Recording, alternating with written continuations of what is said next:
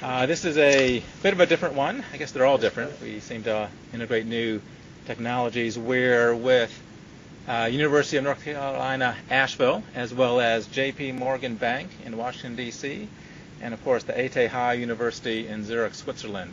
And we're scrambling to make sure the technologies work, but we're told they do, and I think we're ready to get started with that. We're very pleased to have everyone here today to our seminar. This one is looking at both the Mayan prophecy about the question of will the world indeed end at the end of the current age in December, and we'll be looking in a much broader context of what are the implications of that, why do humans keep predicting the world's end with such regularity, and what's the symbolic nature of that. So, let me briefly introduce myself. I'm Steve Buser. I'm a psychiatrist here in the Asheville, North Carolina area, and I'm one of the co-founders of the Asheville Jung Center. We have over 130 people today joining us from multiple countries. Those countries include Australia, Canada, Hungary, India, Israel, Ireland, Japan, Lithuania, Mexico, New Zealand, Norway, Slovenia, Sweden, Switzerland, the Turk and Caicos Islands, the United Kingdom, and the United States. And I'm told the Turk and Caicos Islands are in the Caribbean, or north of Haiti, Dominican Republic, if anybody needed to know, as I did. I had to Google that this morning. So again, we are very pleased that so many people are joining us from around the world. Do check out our website at ashevilleyoungcenter.org.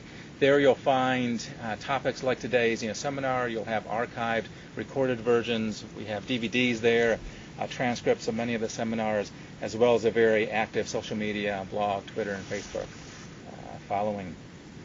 Do remember that continuing education credits are available for the majority of our talks now, and if you go online, you can see that. So if you're a social worker, therapist, or others, do check to see if your license is covered, and you can get credit for both today and many of the other pieces that we have done. We'd like to give a few thank yous to the various people that have been involved in today's presentation. The first is the University of North Carolina, Asheville, which is where I'm seated right now. We'd like to thank the Department of Psychology that sponsors these, as well as the Distance Learning Center, which is the actual classroom that I'm in right now, and the NC Run facility. They're based in Raleigh, North Carolina, and they're the hub for the technology that's going out today.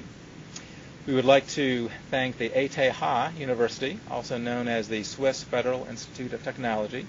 That's where Karen and Murray are seated right now, and we really appreciate their efforts in allowing us to present from there. And that, by the way, is the very university that Carl Jung himself was a professor at. We'd like to thank the ISAP Zurich folks. That's the International School of Analytical Psychology in Zurich, and they have supported us from the very beginning over the last 5 years and have really allowed us to use some of their best analysts, faculty there, and we really appreciate that. And lastly, there is J.P. Morgan Bank. J.P. Morgan Bank is the site in Washington, D.C. that we'll be broadcasting from in today, and we really appreciate them allowing us to do so as well. A few quick housekeeping pieces, and then we'll get to the introductions and get going with today's presentations. One, we are required to announce that we have no commercial support for presenters, topics, or programs. There is no pharmaceutical industry support of any kind associated with us today. We will be sending out a survey later today, as well as a link to the test if you're taking a continuing education credits, and do look for those to be emailed to you. I'd like to warn people that we are recording today's seminar, so if you'd rather not be recorded by your voice, please give a message to one of the presenters, and we can read the question there. Of course, if you're at a home audience, you can send in your question anonymously if you choose, or you can type your name in, and we'll reveal that as well. If you are a home viewer, please be aware that there are a few buttons you should know. First of all, there's 3 ways to control your volume at home. There is a volume slide on the web streamer itself that can raise volume. There's usually a icon on your desktop that you can move to control volume, and sometimes there's, of course, a button on your speakers. So make sure you maximize all 3 volumes before you send us an email saying the volume is too low. Also, we very much welcome questions both from the live audiences as well as the internet folks. If you're at the internet, we ask that you submit questions by the little dialogue Ask a Question button. That's on the lower right-hand side of your streamer. Looks like a dialogue balloon. You might have to exit full screen and be on non-full screen in order to push that button, but please send us questions through there. And you can send the questions at any point, and we'll sort them and try to answer as many as we can. Do realize we have a lot of people joining us today, so we're rarely able to answer all the email questions, but we do try our best to get to as many as possible. Of course, if you're at a live site, please turn your cell phone to vibrate if you have one, and know that this is a 3-hour seminar, and we'll take a 15-minute break approximately halfway through the presentation. Okay, so on to the introductions, and then we'll have Zurich speak briefly first, and then Nancy. Murray Stein, most of you know he is our anchor presenter, has done the majority of our presentations so far. He is a very gifted teacher. I think you'll greatly enjoy him today. He is a past president and currently a supervising training analyst at IZAP Zurich. He is past president of the International Association for Analytical Psychology, and he's the author of numerous books and articles. Karen Journet is a psychologist with a focus on religion. She is a successful business consultant. She's a full Jungian psychoanalyst, and she also is the author of several books and articles. Nancy Swift-Perlatti is a Jungian analyst as well. She is in private practice in the Los Angeles area. She is past president of the C.G. Jung Institute of Los Angeles. She is also past president of the Philemon Foundation. She's a long-standing ARIS board member and has done extensive research in the Mayan culture and mythology. So we will turn over to Zurich briefly. Murray, I think, would like to say a few words, and then Nancy will be getting going with you in just a moment with your slide presentation. So over to you, Murray. Thanks, Steve. The subject of large, massive cultural change is a topic that Jung addressed at a number of points in his career.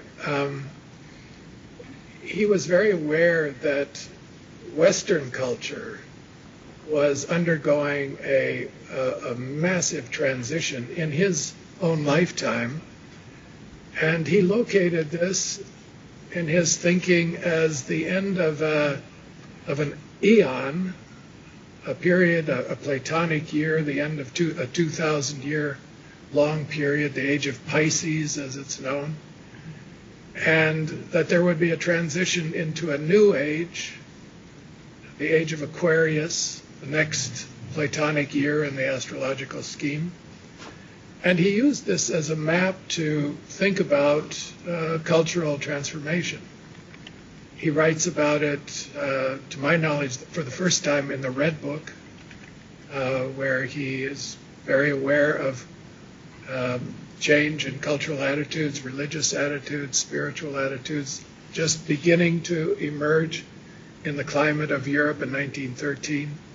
He writes about it extensively much later in 1950 in a book that he published entitled Ion. And he was very aware of the archetypal dimension of this change. And that's partly what we want to look at today. There are changes, many changes on the surface going on in history all the time. And then there are periods when there are massive changes of distribution of wealth, of distribution of power, mixing together or collisions of religion and culture. And we're in the midst of one of those right now.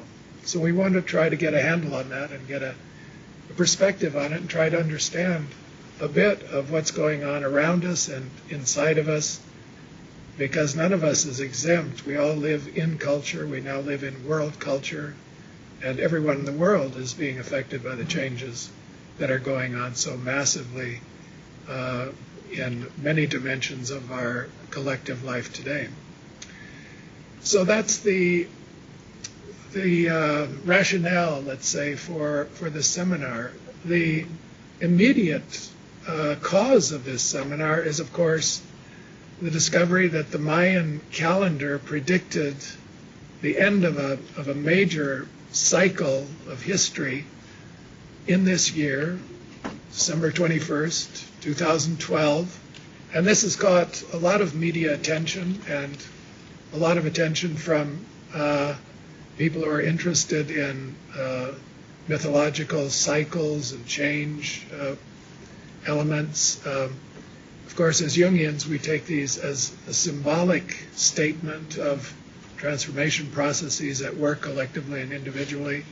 We don't focus specifically on concrete changes, the end of the world on a particular date, but we understand these as symbolic statements of cycles in history, spirals, changes of consciousness, so on and so forth. And I became aware that Nancy Ferlati has done a lot of studying on this subject of the Mayan calendar and Mayan mythology, and so she very kindly agreed to join us in this seminar to give us information and reflection on the subject of the Mayan calendar and what it's all about, what its cycles are, and how she, as a Jungian analyst, looks at the symbolism that is presented by Mayan mythology and religion and thought. So she will begin this seminar from her location in Washington, D.C., power spot in the global universe, and tell us about her investigations and discoveries and thoughts. And after that, we'll come back to Zurich, and Karen Girone and I will carry on with some of our reflections on the subject of huge cultural transformation taking place in our world today. So I'd like to turn it over now to Washington, and Nancy, if you can join us and pick up the baton, carry on.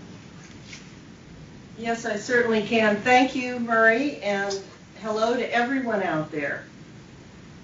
I'm going to be talking about or looking at the movement of the ions through the Maya concept of time and reality. We will start our journey back through the ions of time to Mexico in 1521 at the conquest of the Aztecs by the Spanish conquistadors. It was the height of their civilization, yet their divinatory calendar foretold a change in the ions. An Aztec poet captures the wailing laments of the defeated, caught in an unfortunate and tragic moment in history. Not so dissimilar to the current fearful voices warning of Armageddon. And this is the poem he wrote. Nothing but flowers and songs of sorrow are left in Mexico, where once we saw warriors and wise men. We know it is true that we might perish, for we are mortal men. You, the giver of life, you have ordained it. We are crushed to the ground, we lie in ruins. There is nothing but grief and suffering in Mexico, where once we saw beauty and valor. Have you grown weary of your servant? Are you angry with your servants, O giver of life? Next slide, please.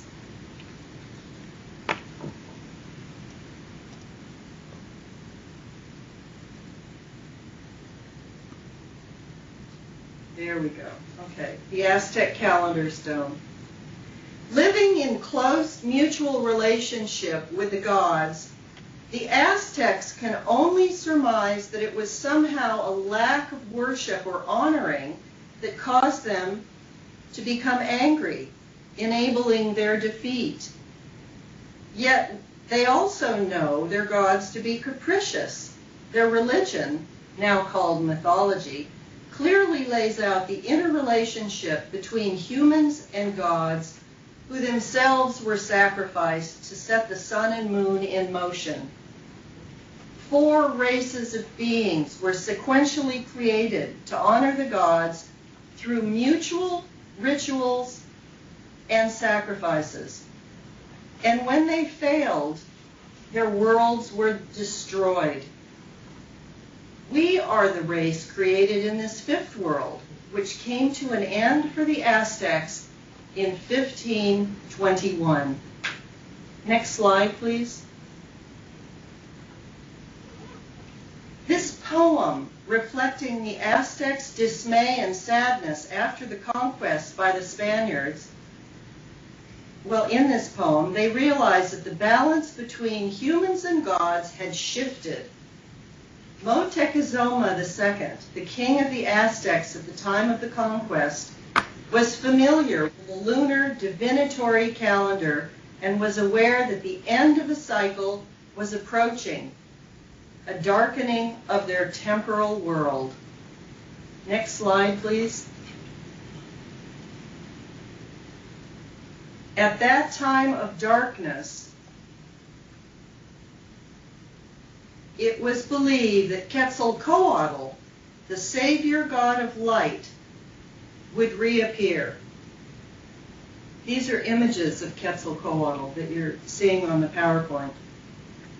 But in his place, the Spaniards arrived from the sea in their grand sailing vessels, emerging astride never-before-seen animals called horses. The conquistadors were taken in at first as representatives of Quetzalcoatl because of their blonde hair, which was similar to the depiction of this god. Quetzalcoatl is, of course, the famous plumed serpent. It quickly became clear that they were mistaken, but for the Aztecs it was too late. From reading their divinatory calendar, they expected a huge change, but not of this sort. Next slide, please. Although the central Mexicans were conquered quite quickly, there were many groups of Maya who held out for years. The Itza Maya were the last holdout against the Spanish. They occupied a large, remote region in northern Guatemala. The king, Canek, refused to allow themselves to be conquered until 2 centuries after the initial contact with the Spaniards because, I quote, "the time was not right." The Maya had been using the calendar of divination for 1,000 years, and it is still in use today. In their reading of the calendar, they saw that there would come a day when it would be auspicious to convert to Christianity, but not on the Spanish timetable. The Spaniards had to wait. And I quote Stewart, who wrote a great book on the subject of 2012. "It is not yet time to abandon our gods. Now is the age of 3 Aha. The prophecies tell us the time will yet come to abandon our gods years from now, in the age of 8 Aha. We will speak no more of this now. You would be best to leave us and return another time." Can you imagine telling the Spanish conquistadors to just go away for a while? That's pretty much what happened. The Maya foresaw the auspicious date as the reoccurrence of a day in the grand cycle of time. In other words, the conversion by the Spanish would correspond to an event in the past that took place, and the date they were waiting for would carry a similar energy that would make it right for the Itza to convert and allow themselves to be taken over by the Spanish, but not on any other day. The prognostication around the so-called end of the Maya calendar on December 21st, 2012, carries the same implication as it did for the Itza in 1717 AD, when they finally acceded to the Spanish, everything in its right time. This December, the Maya time clock will come full circle to an important ending and beginning date. So what does this mean? It is quite complicated to explain, but I'll try to simplify and start from the beginning. Next slide, please.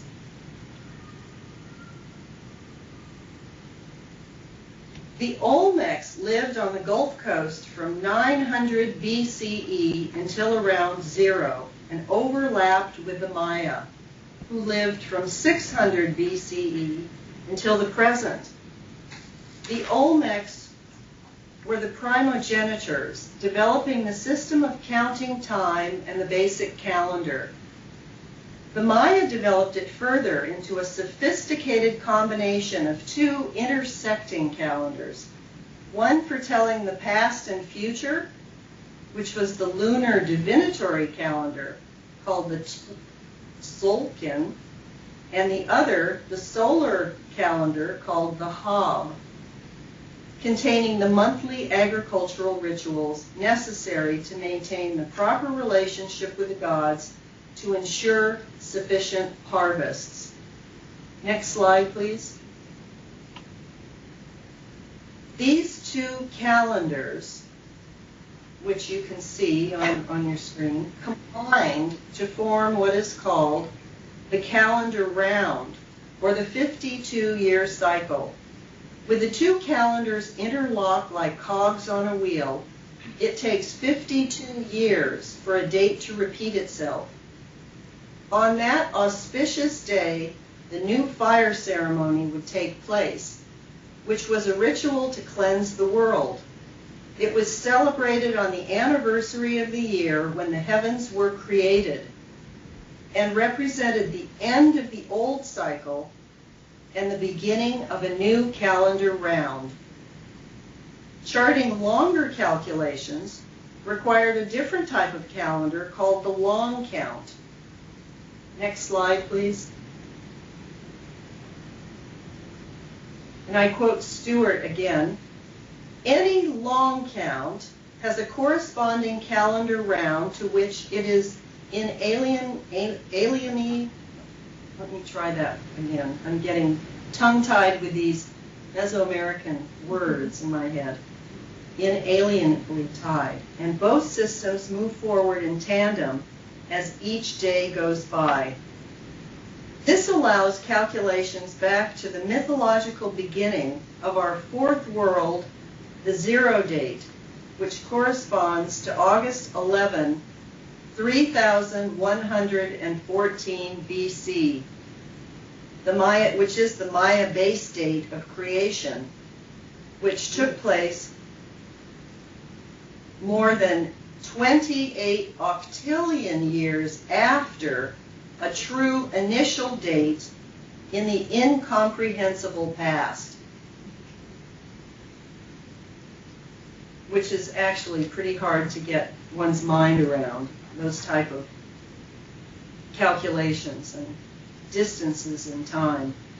The Maya calculated equally far into the distant future, with the whole calendar encompassing nearly 72 octillion years.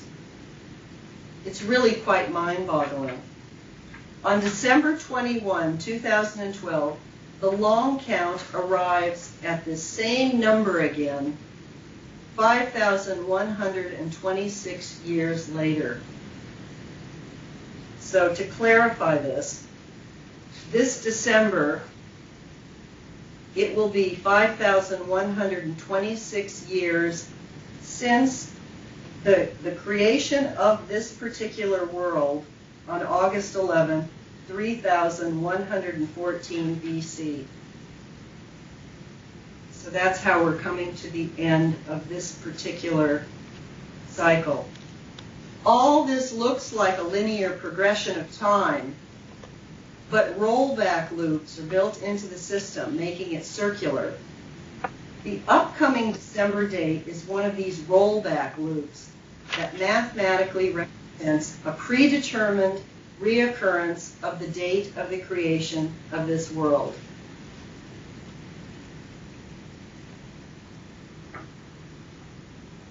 The Maya developed an ability to calculate time unsurpassed by no other civilization in the world.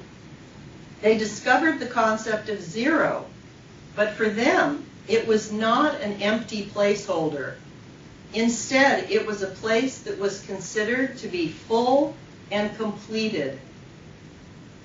Only in the 8th century AD did the Hindus arrive at this concept of zero. Granted, it is difficult to get our minds around these long calculations, since we tend to live within our ancestral lifespan, within historical time. Yet modern physics and cosmology now speculate on the cyclical models of the universe and the notion of multiverses rather than just one universe, pushing the idea of time and space further than our current simple conceptions. These paradigm shifts come close to the Maya conceptions of reality, believe it or not.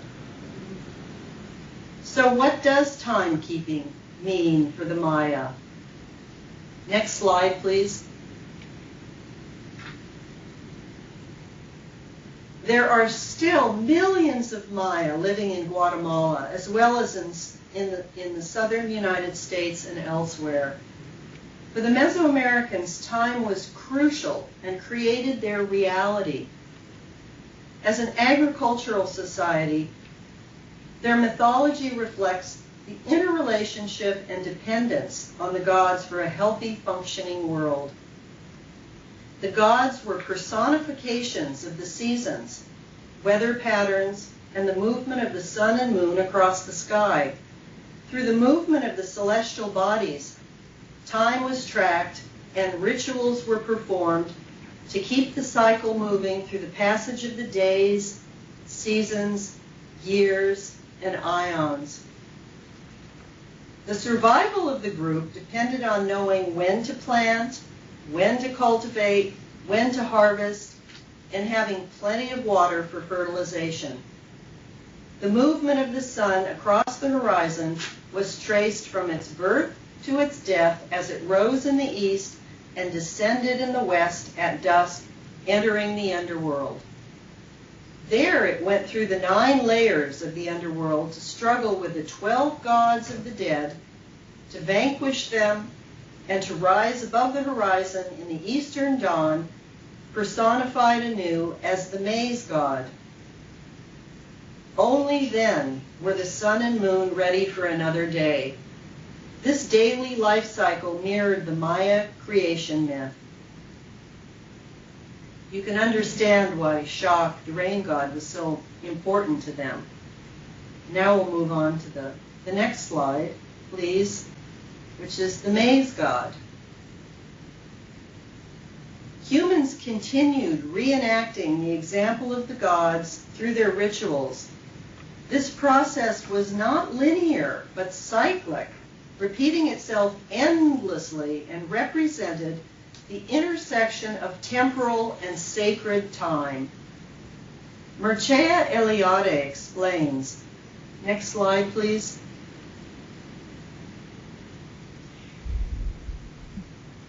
Sacred time appears under the paradoxical aspect of a circular time, reversible and recoverable, a sort of eternal mythical present that is periodically reintegrated by means of rites. Sacred time does not live in the historical present. For the religious person, profane time can be periodically arrested. For the archaic cultures, the world is renewed annually.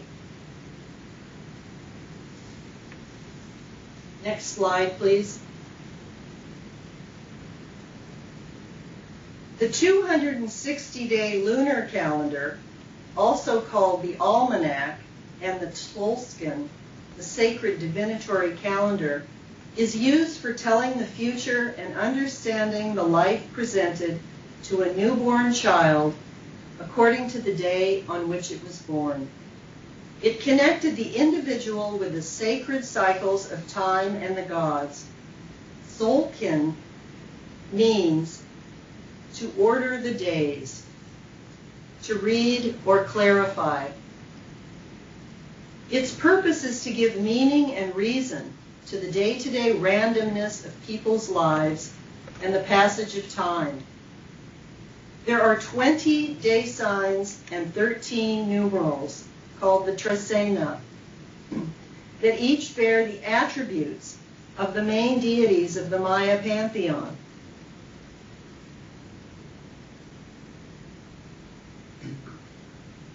The numbers for counting are based on 20, not 10, as in our system.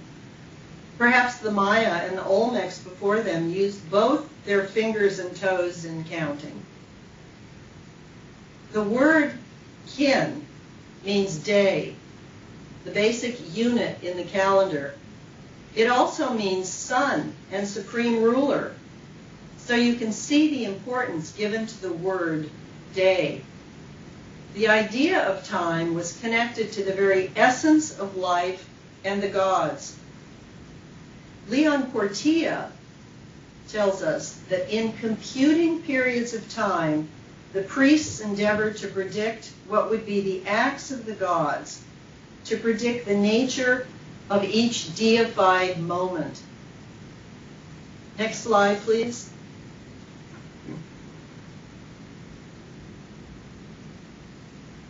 Each moment is not only the presence of one God, but the sum total of many presences. The deities of the numbers, of the days, of the months, of the years, and other time measurements come together in different points of arrival throughout the cycles. The essence of these days, consisting of a combination of divine countenances, are bearers of good and evil. At the precise moment in which one of these periods comes to its completion, another deity takes up the burden anew to direct the flow of kin, or day. The gods carry the burden of time over and over again, passing it on from one to the next in this continuous, circular, unending cycle. Events repeat themselves when the days are arrived at again and again.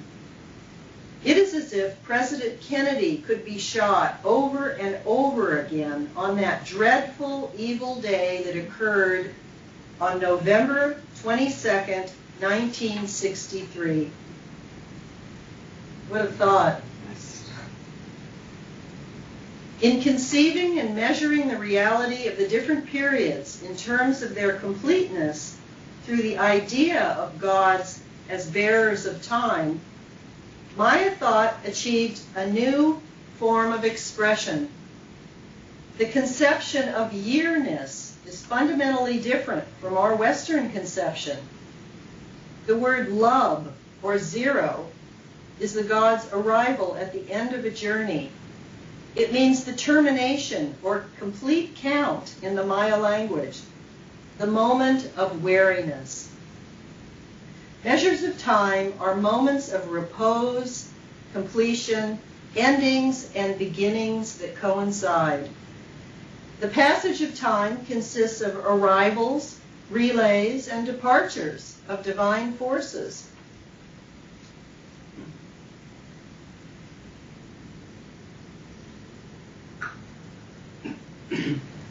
Leon Portilla explains, the spatial universe exists, changes, dies, and is reborn in each of the suns or ages as a consequence of the actions of the gods or countenances of time.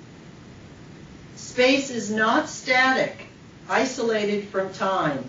Space becomes inconceivable. Actually, I have to read that again. Space is not static, isolated from time. Space becomes inconceivable. That's how linked they are.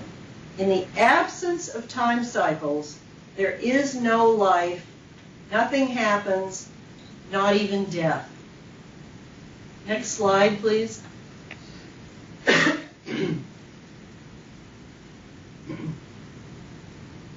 Now I'm going to move on to the section talking about the Popol Vuh.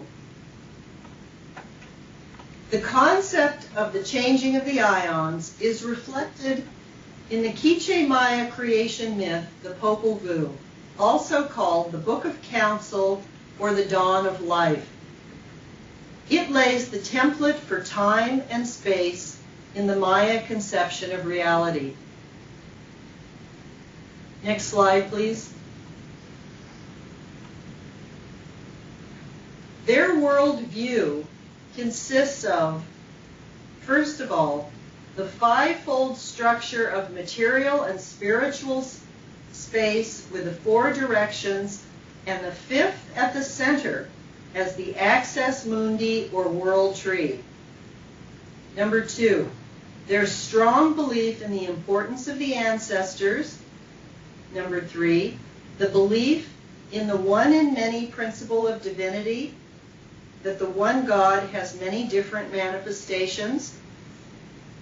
4, the reciprocal nature between sacrifice and nurturing that binds humanity to the gods. And 5, the belief that man was made from the divine and life-sustaining substance maize. So I'm sure these seem familiar to you too with respect to other cultures and other religious systems. The Maya creation was at the heart of everything they represented in their art and architecture, and in the very structure and planning of their cities, as well as their rituals and social behaviors. Next slide, please. It is said the gods wrote mythic actions in the sky so every human could read them and affirm the truth of the myth. This story is written down in the Popol Vuh, describing the creation of the world and its inhabitants out of the primordial sea and sky. The beginning of creation commenced time and space. The primary reason for creation is to form a race that can speak the gods' names and worship them in the form of prayer, offerings, and sacrifice. Words such as sowing, dawning, sprouting are used to refer to the beginning of the new life, light and humanity. Archaeologist and translator of the Popol Vuh, Alan Christensen, states, a fundamental aspect of indigenous Highland Maya religion is the belief that human beings stand as essential mediators between this world and that of their patron deities and ancestors. Sacred ritual performed at the proper time and in a manner established by ancient precedent is necessary to maintain this link, or all creation runs the risk of collapse. I mean, that's a pretty powerful statement. And it actually reminds me of Jung's experience at the Pueblo Indian Reservation in New Mexico, where he had a conversation with Mountain Lake. You may be familiar with that,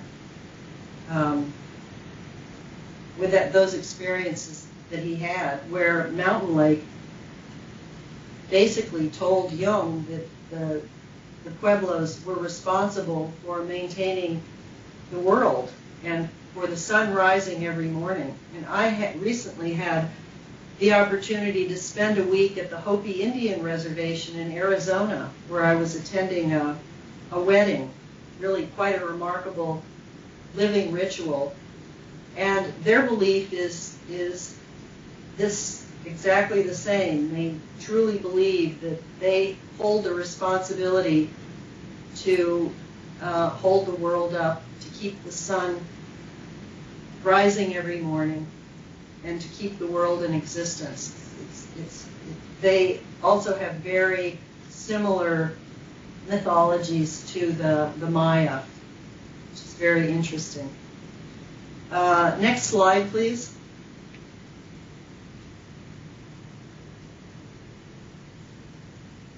The creator gods want humans who are capable of pondering, compassion, purity of being, humility, truth, clarity, and light. This gives a sense of what was of high value in the Maya culture. The framer and shaper created and destroyed the world 3 times until they got it right the 4th time. Next slide. Now, the reason I'm so interested in the Popol Vuh and Maya mythology is because I have discovered in this mythology an immensely rich way of thinking. I find it extremely valuable and quite surprised that we don't study it.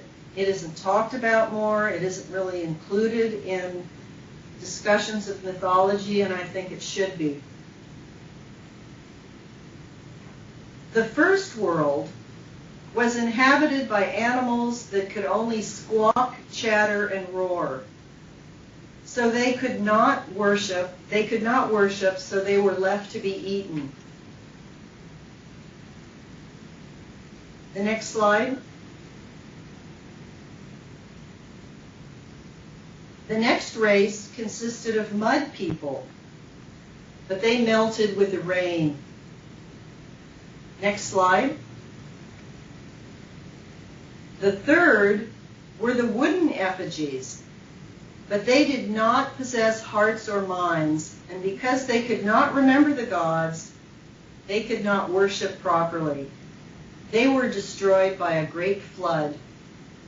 The final attempt was set in motion by 2 sets of hero twins who managed, through increasing consciousness, to defeat the powers of the underworld and from there to effect the transformation of the new god image, the maize god.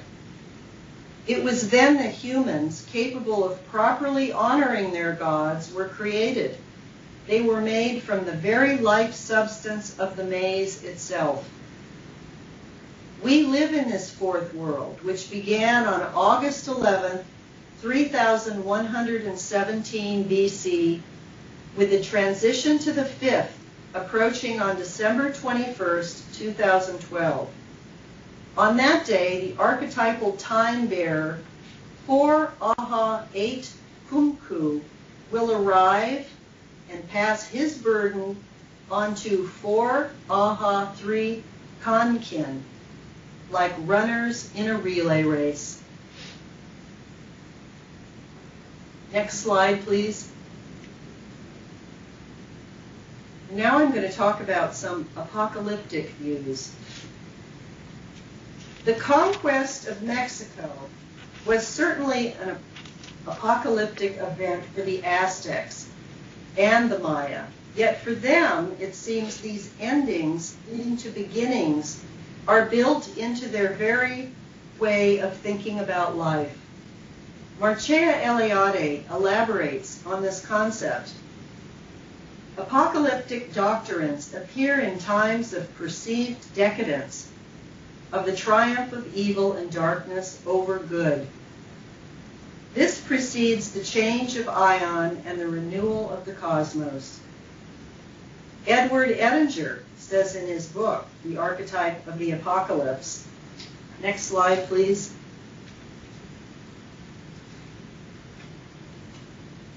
It seems absolutely inevitable that immense turmoil, convulsive movements, and eruptions of chaos in vast proportions are in the making so far as the political, historical aspect of mankind is concerned. That, I think, will dwarf the upheaval that took place at the beginning of the Christian era with the gradual disintegration of the Roman Empire. That was small potatoes by comparison to what will happen this time. Next slide, please. That's a pretty scary thought, actually. The word apocalypse means the complete and final destruction of the world, the end of the aion, a time when the truth that is hidden by falsehood and misconception will be revealed.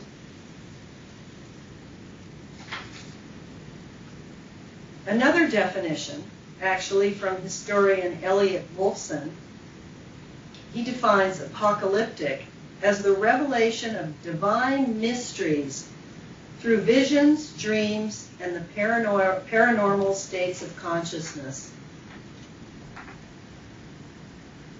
This hidden place of truth sounds quite like what Jung calls our shadow.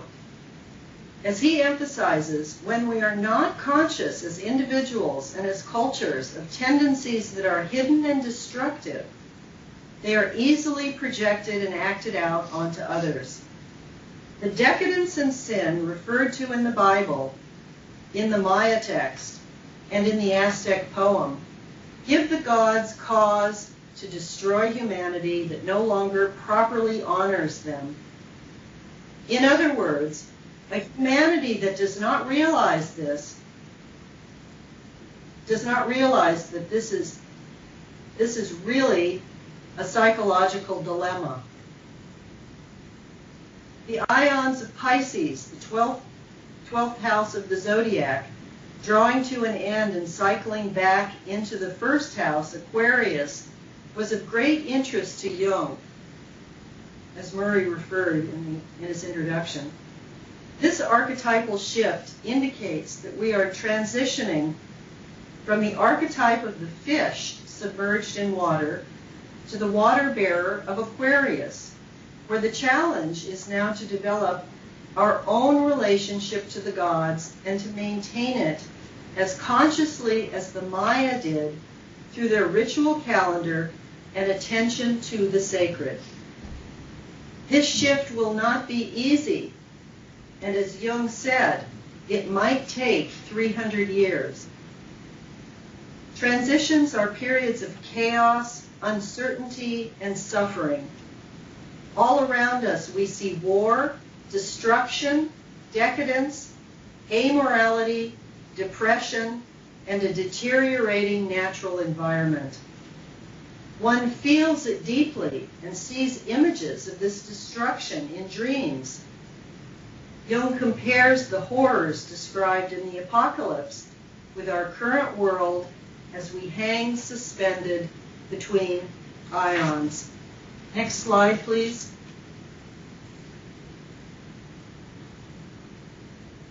The four sinister horsemen, the threatening tumult of trumpets, and the brimming vials of wrath are still waiting.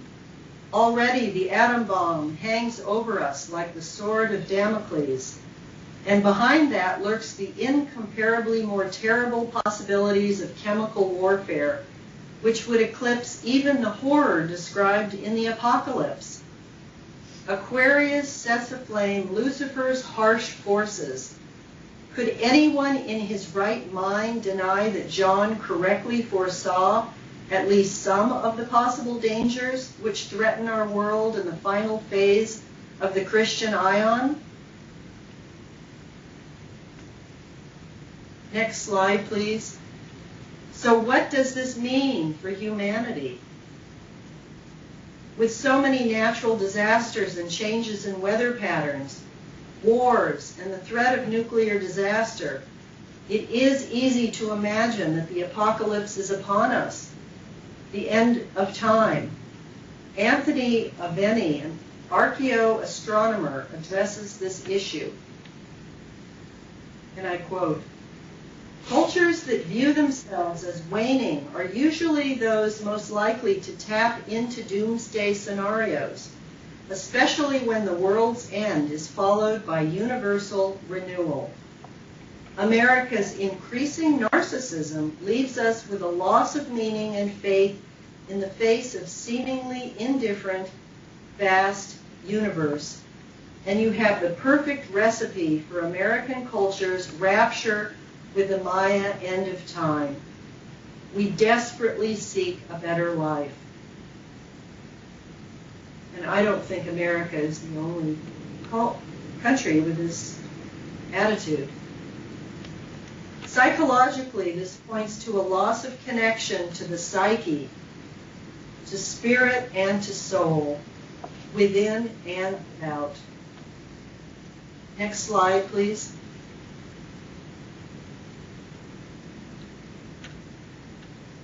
We have lost our way from our inner and outer nature, and collectively hope some outside force will emerge to repair what we destroyed. Will a new God arrive to take up the burden? We have grown from 1.6 billion people in 1900 to 7 billion today. We effectively need the resources of 4 Earths now to sustain our consumption. A respectful reconnection with our inner nature and the world we live on needs rediscovery. A shift in attitude back to those qualities desired of humans by the Maya gods. And I repeat, those qualities are purity of being, truth, clarity, humility, compassion, and an ability to ponder. It seems we as a species have become hopelessly lost to the wisdom of the sacred and the cycles of renewal that ritually keep us in relationship to the gods. Jung was not hopeful towards the end of his life that we would bring enough consciousness into the world to allow this experiment of human life to succeed. The jury is still out, and it is up to each one of us to find our way back to the quiet whisperings of the archetypes that can guide us to creative renewal. The insight offered by Jung and the Maya give us a roadmap to recover our memory that ritual and honoring the gods open the door to sacred time, where life is cyclically renewed. Next slide, please.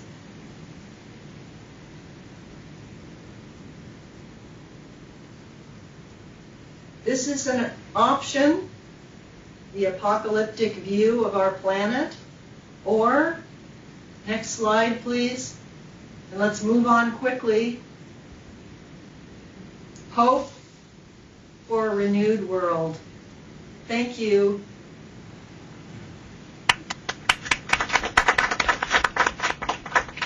Thank you, Nancy. Very much appreciate that. What a wonderful overview of the Mayan culture and mythology going back to the eons and even before then. That's wonderful. So Nancy just finished her wonderful talk. Do we want to take some questions, or what's your desire at this point? I think if there are pressing questions, why don't we take them now for a few minutes at least. I have one, and that is to Nancy. Was there any indication what the fifth world would look like? We're ending the fourth world of the Mayan cycle, the human, the mice people, that's us. What happens in the fifth world?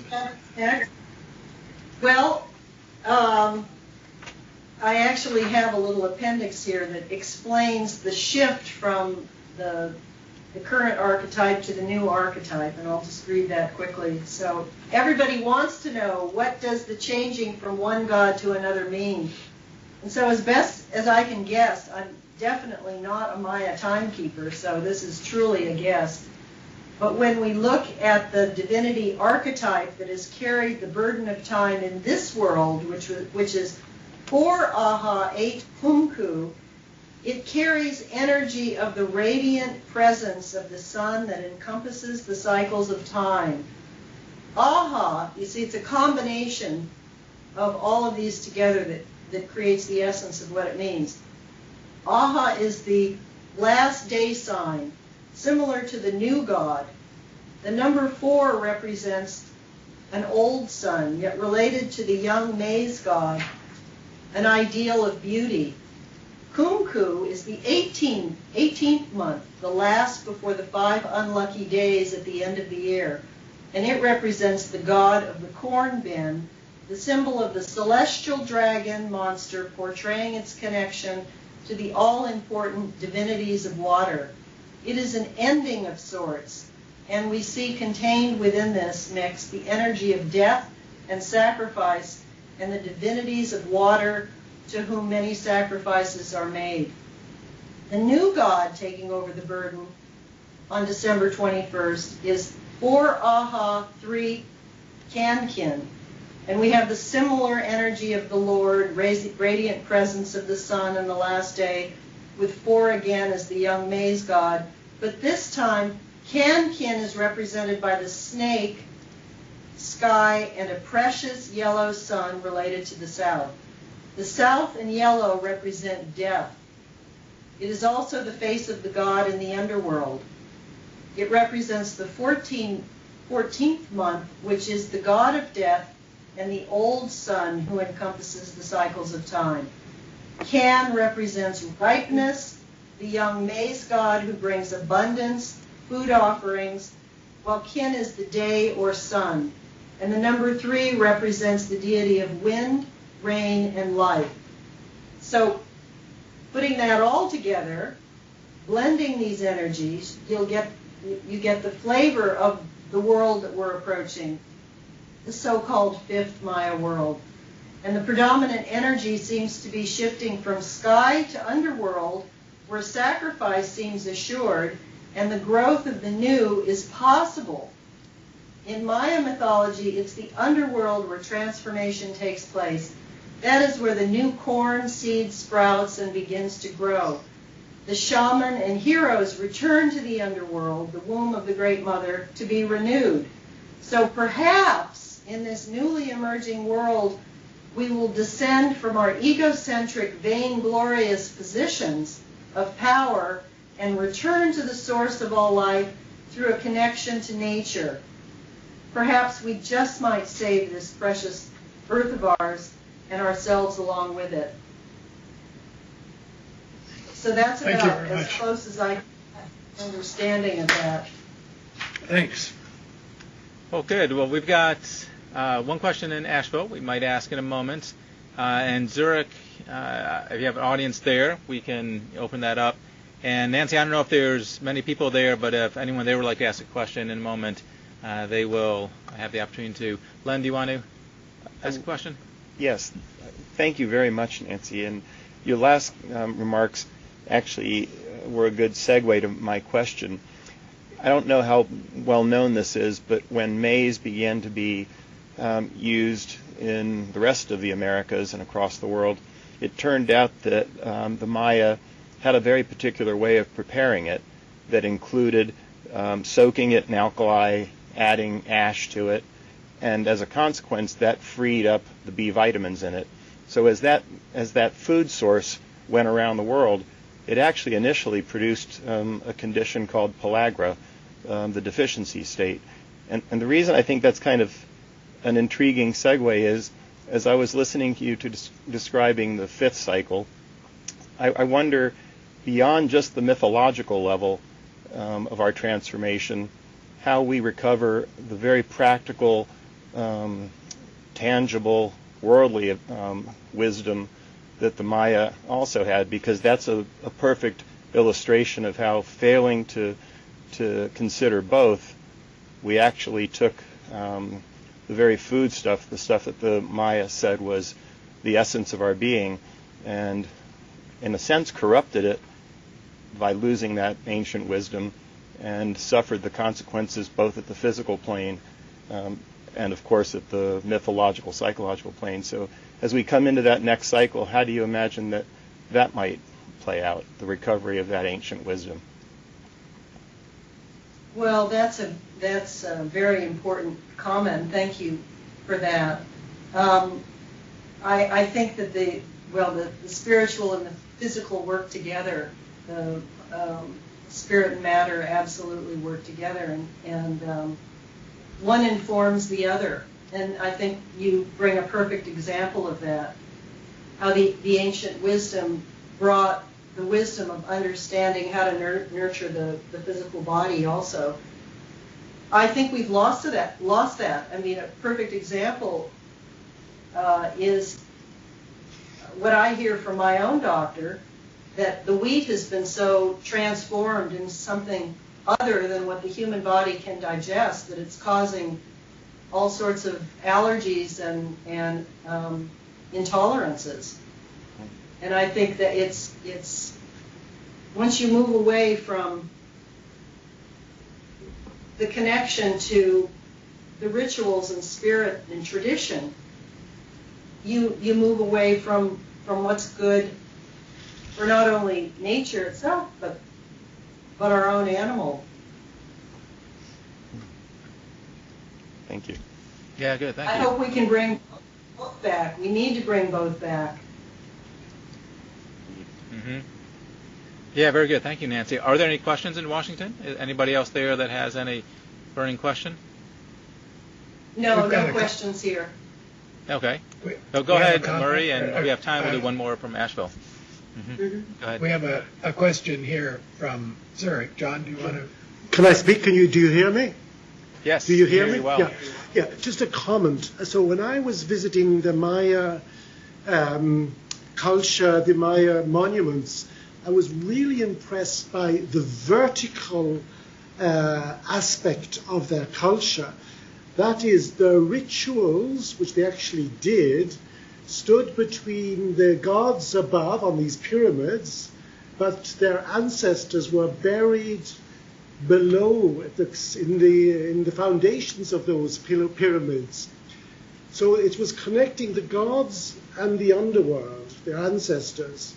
Now, the connections, what they did was to sacrifice, blood sacrifices. So my question would be, you see, we've made, I think, some advance with our civilization. And so we would loathe, I think, to repeat those kind of sacrifices. They were very bloodthirsty. So are there any signs of a de-literal approach? Or is this something that we have or are in the process of creating? No, they clearly took it very concretely and very literally. But I have to kind of jump to the defense of the Maya here, which is also something that a lot of people don't necessarily differentiate the Central Mexicans from the Maya, or all those groups were so very different.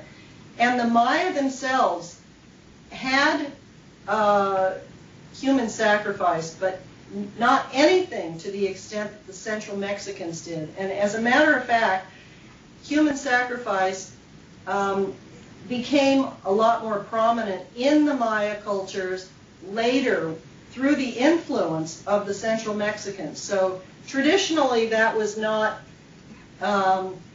something that was as prominent as most people think.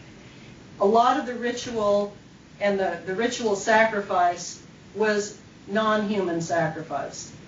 And of course, we know there was human sacrifice in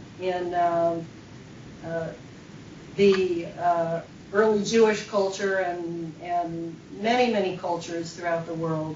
There was human sacrifice until that then became transformed into a symbolic sacrifice. And I think what we're talking about now clearly is the need for symbolic sacrifice.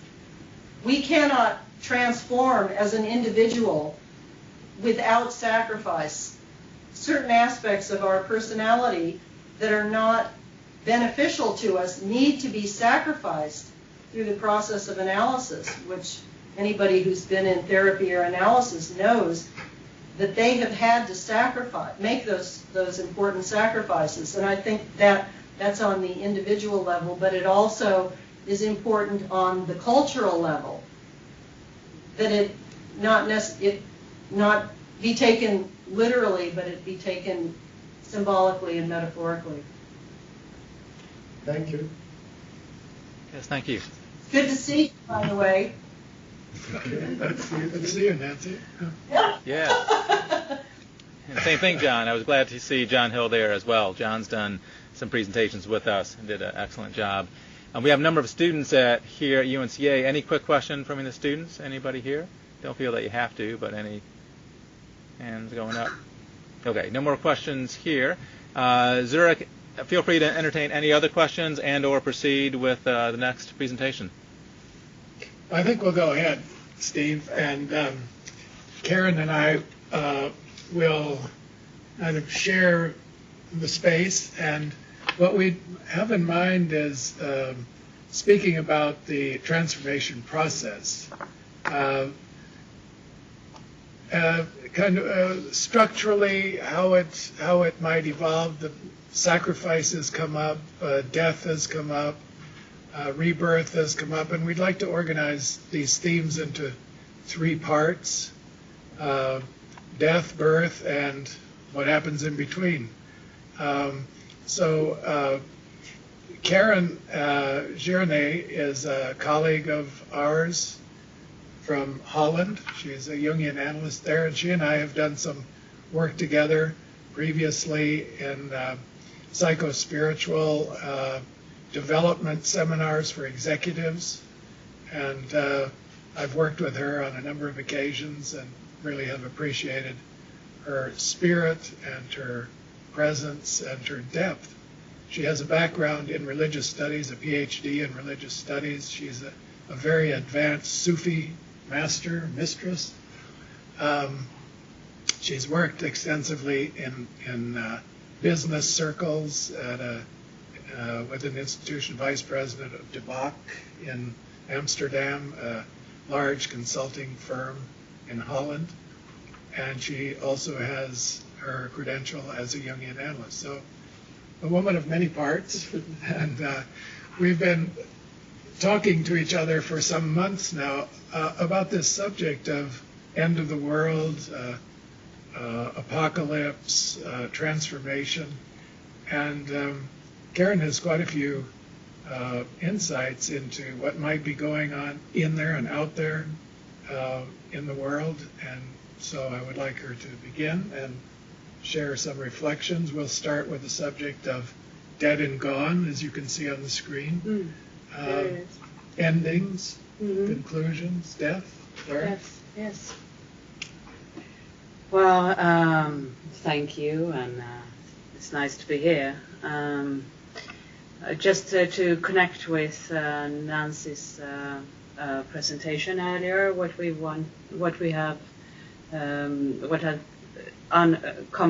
emerged in our conversations over the last period of time, bear similarities with some themes that you brought up, Nancy. So the notion of time as being a circular thing, and that there are stages in life, and that we consider levels of consciousness as a reality, and that transitions between these levels can be marked in significant ways, for instance, through initiations, and that normally these transitions are experienced also as a crisis, and that it somehow entails a re-evaluation of good and evil, and that we come closer to a realization that we live in a participatory universe, and that we have the opportunity consciously to realize and become aware of and understand our direct relationship with God, or with the God within. But we will come back to all that. And just for the context, we also want to talk about the current time. As Murray just explained, we have worked a lot with very senior executives who all feel responsible for their business and their employees, and who no doubt would say that supposedly this financial crisis, which is and one manifestation of many levels of crisis. That this financial crisis, which is experienced as a real one, could very well have been prevented long ago, but that that didn't happen, and that now it's better to go through it and have it over with, and that things will be better afterwards, not worse. I think that's a shared feeling. I just wanted to read one quote. It's very often quoted. Harvard professor Kenneth Rogoff, in A Decade of Debt, says that there is evidence that public debts in the advanced economies have surged in recent years to levels not recorded since the end of World War II, surpassing the heights reached during First World War and the Great Depression, and at the same time, private debt levels, particularly those of financial institutions and households, are in uncharted territory. So once more coming back on what we have experienced,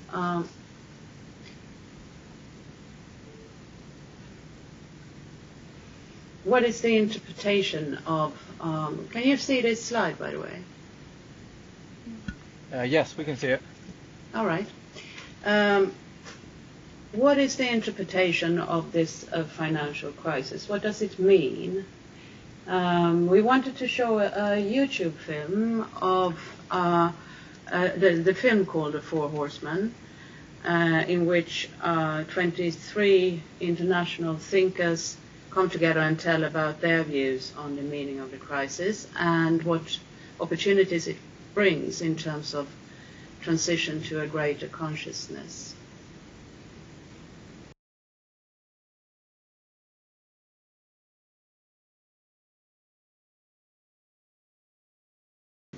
If you look at that slide, you see, just read through it, younger generations sense innately that something is wrong.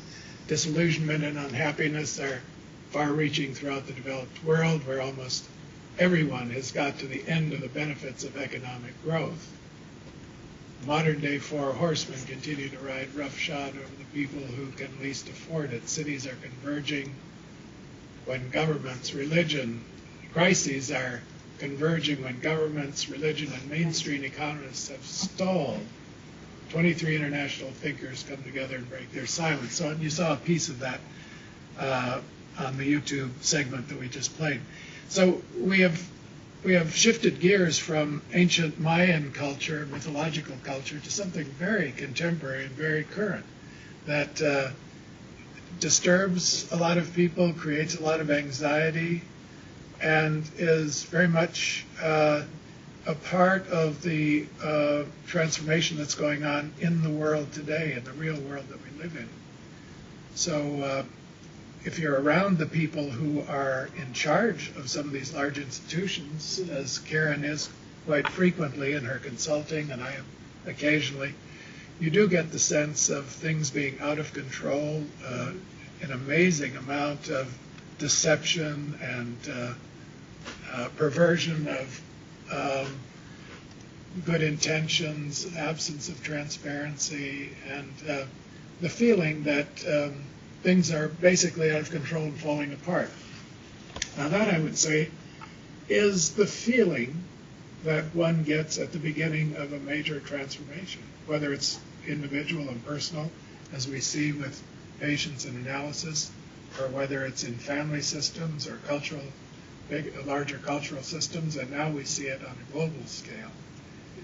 And so this, I think the feeling that something major is underway, a major type of transformation process, is affecting all of us, is very prevalent throughout the world today.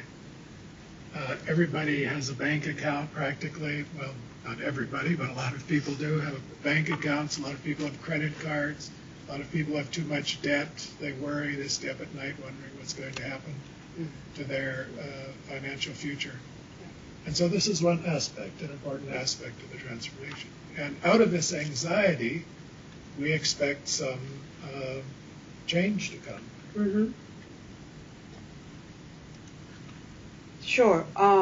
Anxiety and fear and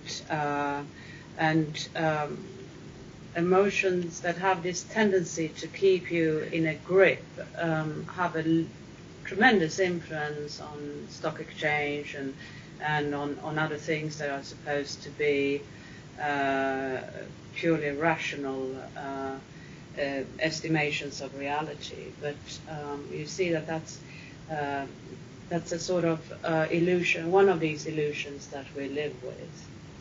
Now, illusion, that came up in Nancy's presentation too, that we live in created worlds, illusory worlds, and the word apocalypse literally means revelation or revelation of truth. So it's a moment where the illusion bursts. Yes. Things that you have thought were solidly structured, banks and institutions of various kinds that you thought were very solid, put your money there, put your faith and trust in them. Suddenly they explode and another truth is being revealed, wouldn't you say? An illusion is exploded in these last several years. And that's also the anxiety, because you don't see what will come instead, you only see what you lose. See what you lose. So what do you do with that? So what do we do with the angel of death? Yes, what do we do with the angel of death? Well, I think that, and this is the famous picture of William Blake, by the way, the angel of death has a sort of transitory function. Angels are prevalent in the book of Revelation. It's one of the key features. And this is the Abaddon. And he's described as a personification of a star who falls to earth. And he's given the key to open the bottomless pit and send out this swarm of locusts. And the four horsemen, as we've just seen, are let loose, and these are conquest, war, famine, and death. There are so many descriptions of these horses, so I'm not going to go into that. But conquest, war, famine, and death. These are the things that people are very, very afraid of, and they are very much a reality, although we don't see it and think too much about it. We can live quite well with it, actually. Some people can. Oh, well, it's happening all the time. But it is, Yes. and we're surrounded by it. What are they? Conquest? I mean, there's war It's a everywhere, mindset. huh? Yeah. Conquest, war, famine, worries about food, enough food. And enough water crisis. So we're surrounded by anxieties of this kind. So when these forces are let loose from the underworld, it's not like they dawn on us for the first time. It's here already. So what does it mean? As you said, it means the Book of Revelation means that a revelation of God's will. So it's not some hidden knowledge, or it's not meant to remain unknowable. But it's a sort of opportunity to reassess what we consider to be good and bad. And here you see, in this quotation Yes. from the book, Gospel of Matthew, judgment. I think that's also a part of this moment of realization. Judgment, and I think Nancy mentioned awareness of shadow. You look back on your life and on your behavior, and you think, oh my God, did I miss the boat? Lo, I was hungry. I was thirsty, you gave me no food, you gave me no drink. I was a stranger, you didn't take me in. And you look back on your life in this moment of opening and truth and revelation. Yes. Without that, you can't go on. You have to see that. You have to see You it. have to see the truth. Yes. Yeah. And the truth is awful to look at. Yes. in this moment of judgment. Yes. You see the shadow, you see your egocentrism, selfishness, your lack of capacity to Compassion. extend compassion, empathy. There you have it. That's the judgment. But this is a cleansing judgment too, isn't it? You see to the bone. Yeah, but there is such an awakening. I see only in the past 10 years that there is such increase in acceptance for the fact that natural resources are limited and that new forms of governance are needed and that the world is changing in a structural way. You need to develop other qualities. People talk openly about it in a way that would not have been possible some time ago. For instance, in the Netherlands, there is the circle economy. It's an initiative of very high-profile business people who invest in green circular economy. We are also part of in Claritas. It's an international group of academics and professionals and business people seeking in an emergent new forms of governance. There's so many initiatives that would have been unthinkable 1 or 2 decades ago. So you bring up this issue of forms of governance. You could say for the past 2,000 years and maybe longer, what is often referred to as the patriarchy has held sway. Governance, pyramid structures, top-down, command control, military style, and clear goal. What some of these commentators on the YouTube were saying, what about democracy? Yes. What about individual voices? Where is that? Where do you see that today? Is that emerging? Is this old form of governance losing ground? Are we seeing the end of the patriarchy? Something else? What can replace it? Well, I think that the world has changed so much thanks to communication, technology, social media, a new generation that seems to come with a completely different way of thinking about things, and in a globalized, highly networked society, with transparency, it's simply impossible to have some sort of premeditated goal, make a strategy, and then work yourself back and having all peoples with the nose in one direction, following your voice. It doesn't work anymore. It doesn't work. It's a breakdown. Now, and that enhances, so that opens up, if the context change, then you have to look for... it opens up. Yes.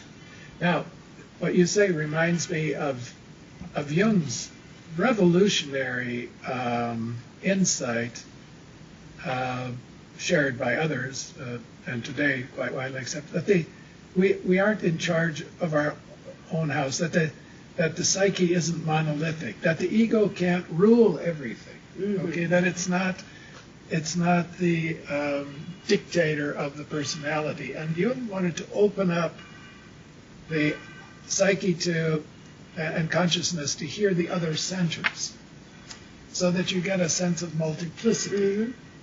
You can hear the other complexes speak. The ego doesn't dictate everything. Would you think that might be, on a personal level, the kind of transformation that we see perhaps happening on a global level now, on a cultural level?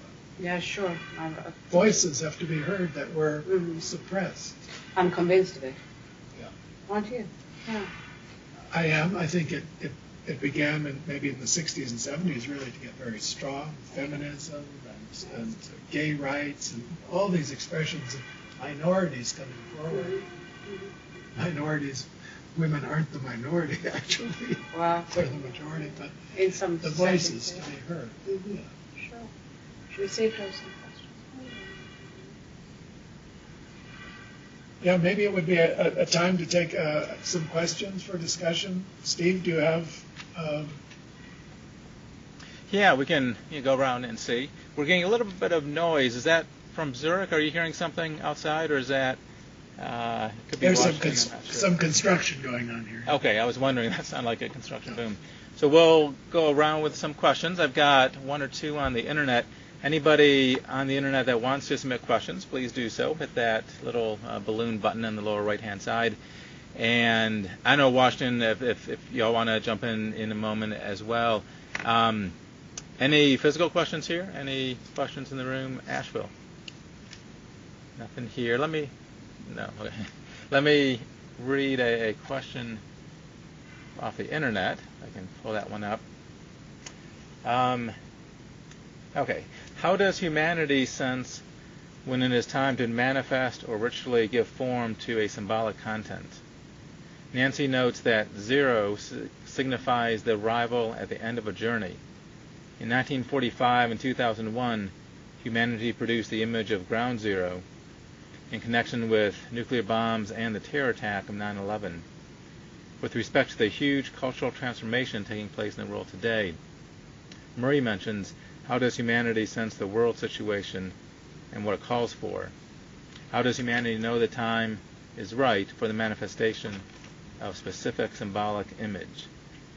It's a bit of a hard one to fully get around, but any thoughts or comments on that, Well, Murray and Karen? I like that question. And maybe Nancy would like to have something to say about it too, because it has a lot to do with time, and certainly that Mayan calendar was based on a sense of time and space, as she said, but vast stretches of time. How does one know when the timing is right? How does humanity know when the timing is right? Who's in charge of the timing? What's in charge of the timing? I think that's a very interesting question, because things do happen, it seems, in their time, and one I guess has to have an activist attitude on the one hand to try to do what one can to elevate consciousness, one's own and others, but also one has to observe and wait. And what is Kairos? What is the right time? Nancy, do you have anything to say about that? Yes, I think for me, it comes back to the ego self-access, actually. Time is not delineated by the ego by any means. It's delineated by I would say it's more delineated by the self, or it's delineated by the psyche.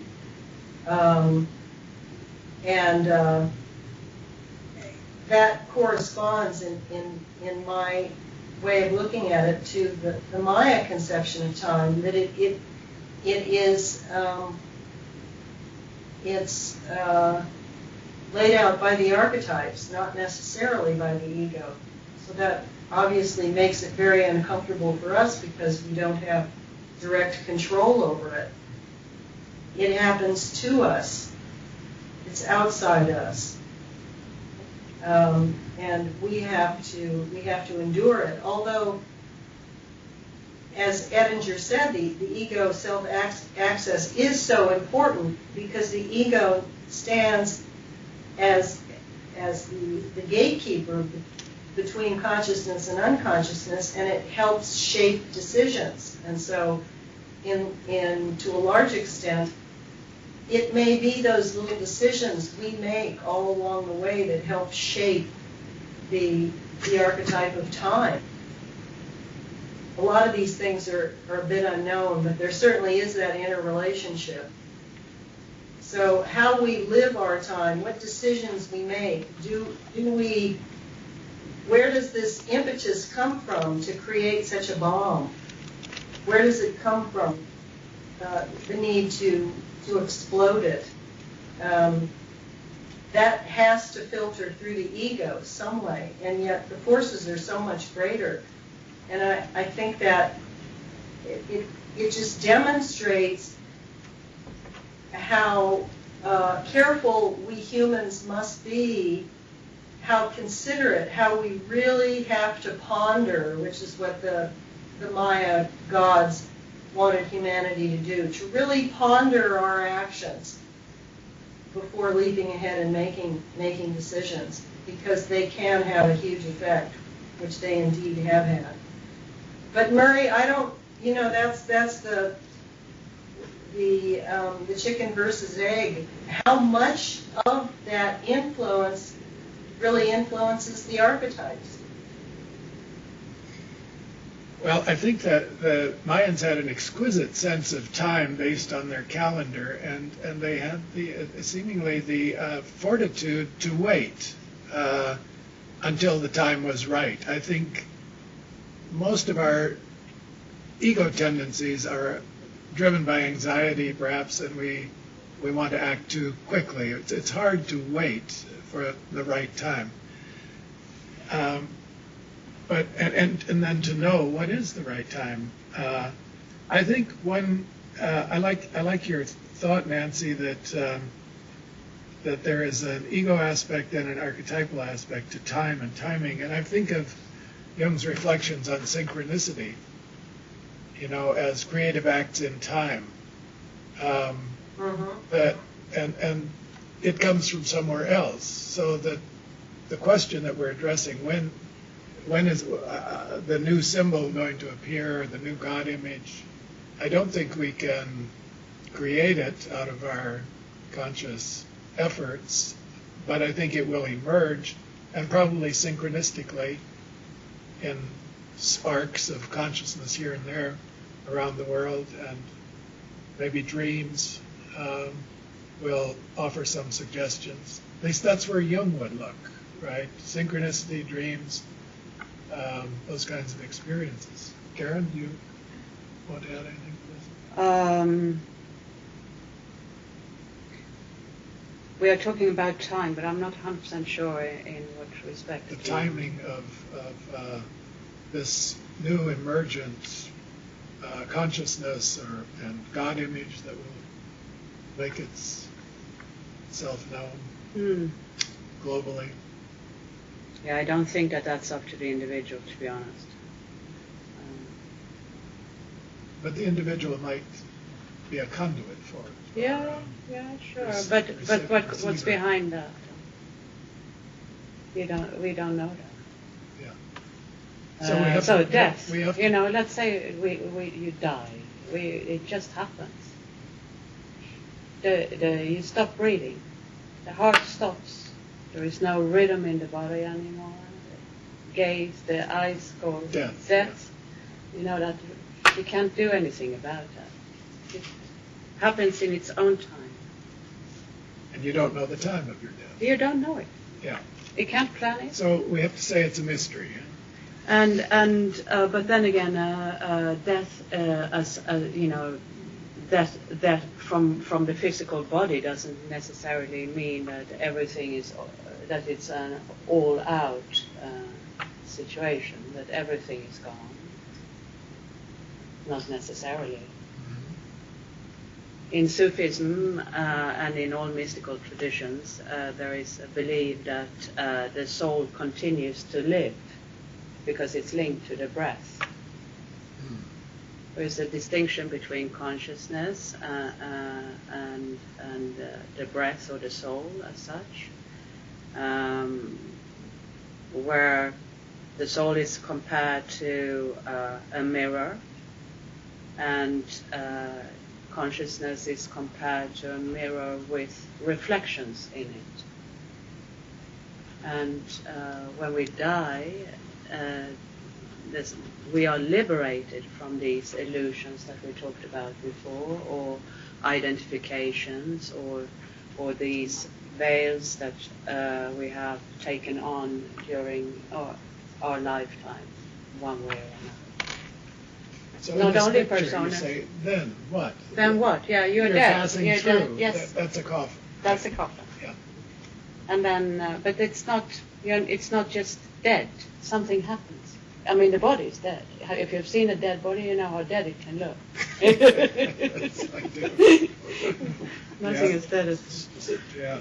Mm-hmm. But then what? Yeah. Mm-hmm.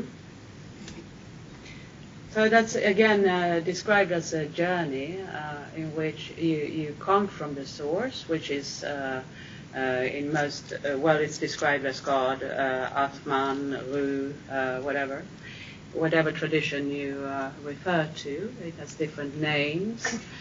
And as such, you incarnate, and that's really what is between death and birth. That's that thing, life.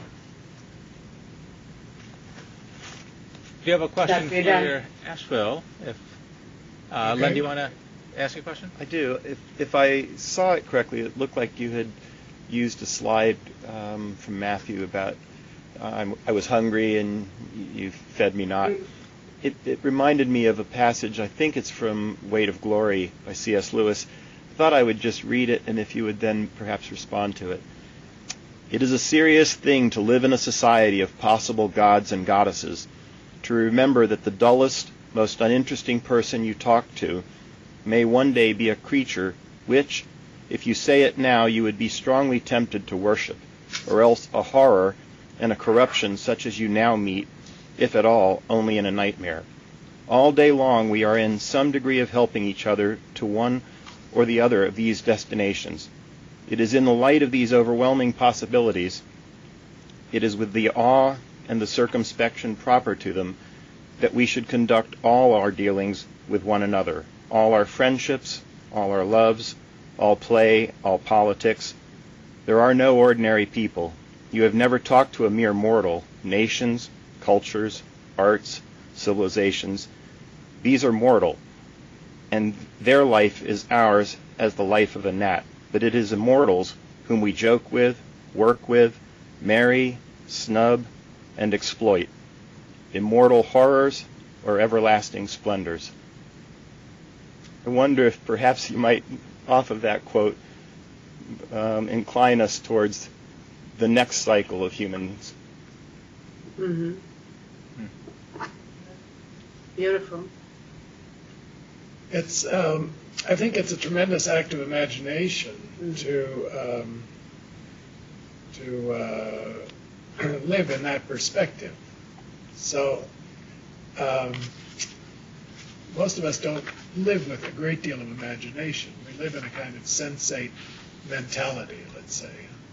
So when I look at you, I see the color of the shirt you're wearing, and I see your glasses and your haircut and so on.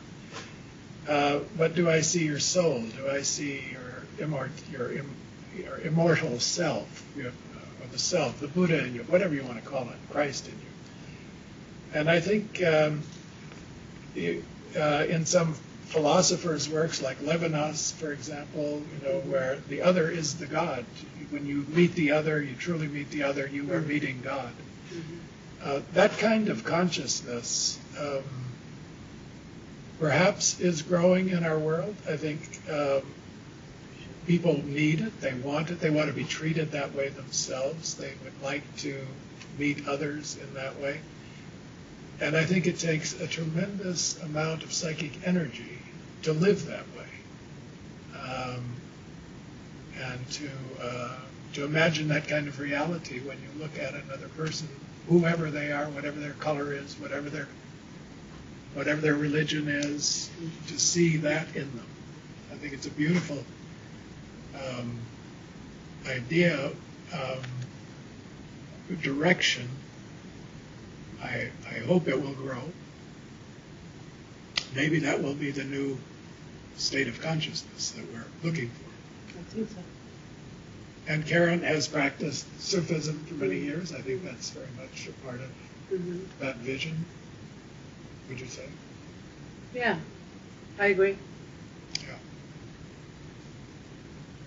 Murray, what you're talking about is projecting our God nature onto other people as opposed to projecting our negative, chaotic, destructive shadow sides.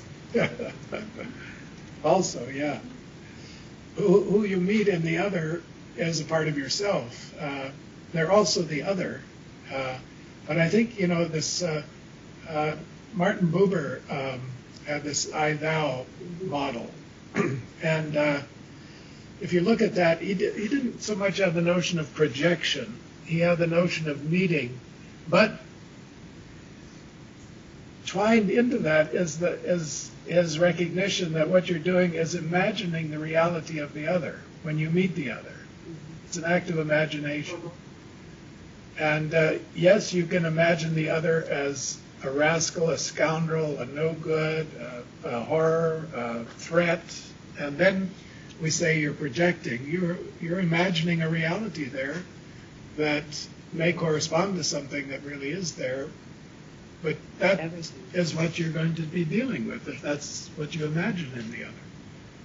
And so maybe becoming aware, I mean, that's really, I'd say, the Jungian approach, to become aware of what it is that we see in others, in the other, and to try to maybe look beyond that to another reality that isn't projected, that is a true reality of the other.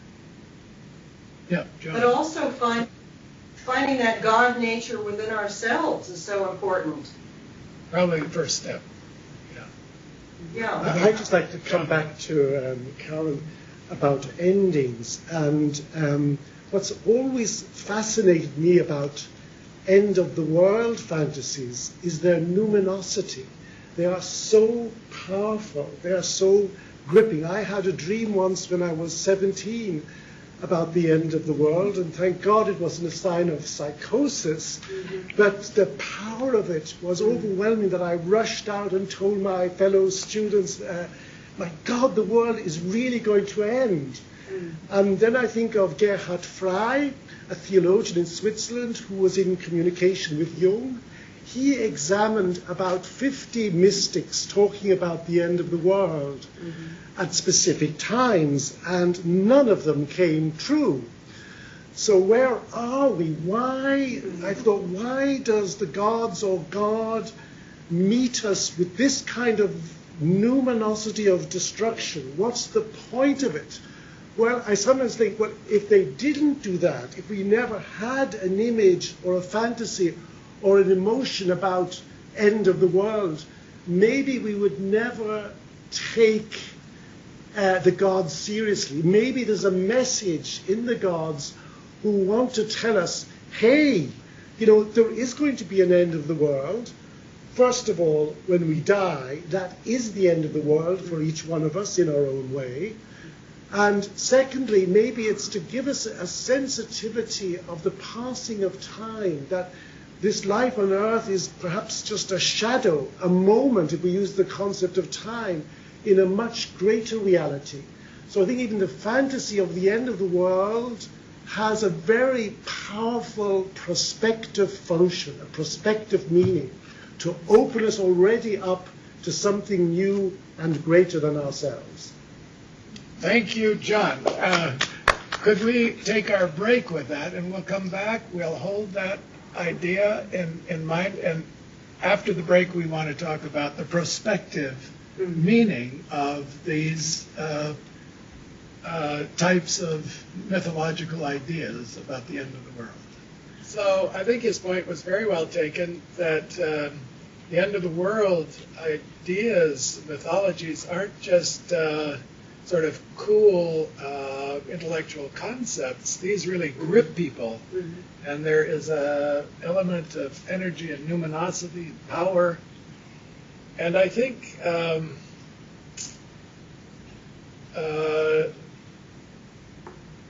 there's a theory about the origin of religion. Where did religion come from? Why do human beings have religion? Why are we religious? And the theory is that it comes out of the experience of death. That human beings are aware, we have the kind of consciousness that can anticipate the future, and we can see our own demise. We can see our finitude. We can see that we will be in that grave someday. And that sends a shiver through consciousness, that knowledge that there will be an end. There are endings. There are beginnings, middles, and endings. And when you stand around a dead loved one and see the difference between the living body and the dead body. That's a shocking awareness. And around death, there are many synchronicities. There's much evidence that something spiritual goes on. I mean, I've had this experience. Many people I've talked to have had this experience. I tell the butterfly stories on a regular basis. The experience that there is a spiritual world beyond the physical world. You get evidence for it around death, especially. And so the theory of religion that I'm speaking of has it that it is out of this sense of finitude, endings, the shiver that goes through you when you realize that you realize you and others that you love will someday come to an end. And around the corpse and around the grave and around the experience of death, these dreams, synchronistic events, weird happenings, a sense that there's something else. Out of this comes a notion of a spiritual world, and that then gets elaborated in theologies and mythologies, and the sense that there are powers beyond our control that are in charge of this, so on. So why do we have, your question, John, was why do we have this experience? Does it have a prospective meaning? And one thought might be that it is the meaning is the birth of a religious attitude. That what the experience of death and ending and finitude and end of the world, end of worlds, and there's so much about this in films and media today, it's all over the place. It could be the initiation of a religious attitude that humanity needs, that is totally dead now in Europe at least. I mean, the religion of the past is dead. Christianity, the churches are empty. People go through the motions, go through the rituals. In secular culture, there is no evidence of anything spiritual. It's all material, all materialistic. And so, and science is totally materialistic, scientific worldview. So we get all this phenomena now around end of the world. It's as though we need a spiritual awakening, a sense of the spiritual. And maybe that is in the cards. Maybe it's coming. What do you think, Karen? Well, for one, and that's a very well-known fact, in not only among Sufis, but in all religious traditions, and there are mystical aspects of it, is that it is death, that change, that the implications of the change that death is, that in one sweeping movement takes away all these illusions and that have been attached to a person's identification. And when you take away that, then what you come to is the core of your being, which is the soul. And that, in turn, is an aspect of the divine. And that's when you experience the divine. You don't need to read a book, talk to anyone. You experience it in such a way that you know it.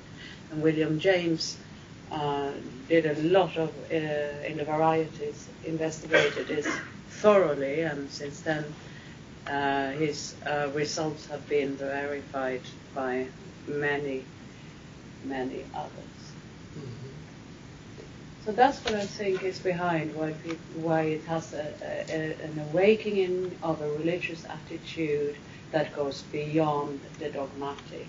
And that is, I think, what people are looking for today, and why we have this fascination with the apocalypse. It's like it can't come quick enough. You know, Murray, if I might also mention the fact that when symbols no longer carry a certain luminosity, then they become signs, and new symbols need to be born. And it feels as if we're in that period where the symbols have lost their hold on us. That's why people are falling away from religions, although in our country and in other countries it almost feels as if they're becoming way more concrete about or fundamental about their religion, which is kind of a last holdout on holding on to the old. But when the symbols lose their meaning, then we're left bereft, and we long for the creation of the new symbol. And that's exactly what Jung experienced in his Red Book. He went through a whole series of what we could say were apocalyptic visions and dreams, which was a huge ending for him. And then he led the way into his own personal descent into the underworld to recover his new symbols and the birth of the new God image for him. And I see that as being the template for where we are right now. And the fact, I'm so excited about all of this, the fact that his Red Book came out at this point in history, I think is absolutely crucial. I don't think that it necessarily would have had the same impact 20 or 30 years ago, but I think it's crucial right now that it was published, because it does give us gives us a way back, a way to find at least those symbols for ourselves and hopefully for the whole culture. And I know you were very involved in the publication of that, Nancy, through Philemon and so on. And I agree with you. It's an amazing story of ending, transition, following the spirit of the depths, transitional period of time of exploration, what we could call liminality, going into the interior world and finding the images and the amazing experiences that Jung had there, and then coming out of it 10, 15 years later and re-entering the world. And here in this picture, we see someone who's re-entering the world, like the dawning of a new day, a new sun. And I think stripped bare of what he had been before. You know, there is this stripping away, I think that Karen is alluding to, this stripping away. You had a very arresting phrase that you used, Nancy: the time to abandon our gods is not yet. We will know when is the time to abandon our gods, the Mayans said as they waited for the right date. When is the right time to abandon our gods? The gods, as you say, that are no longer symbols but have become signs. They're memorized, they're learned, but they don't carry any luminous power anymore. They don't orient us. They're not myths to live by. And maybe we have reached that time. Maybe that's where we are culturally.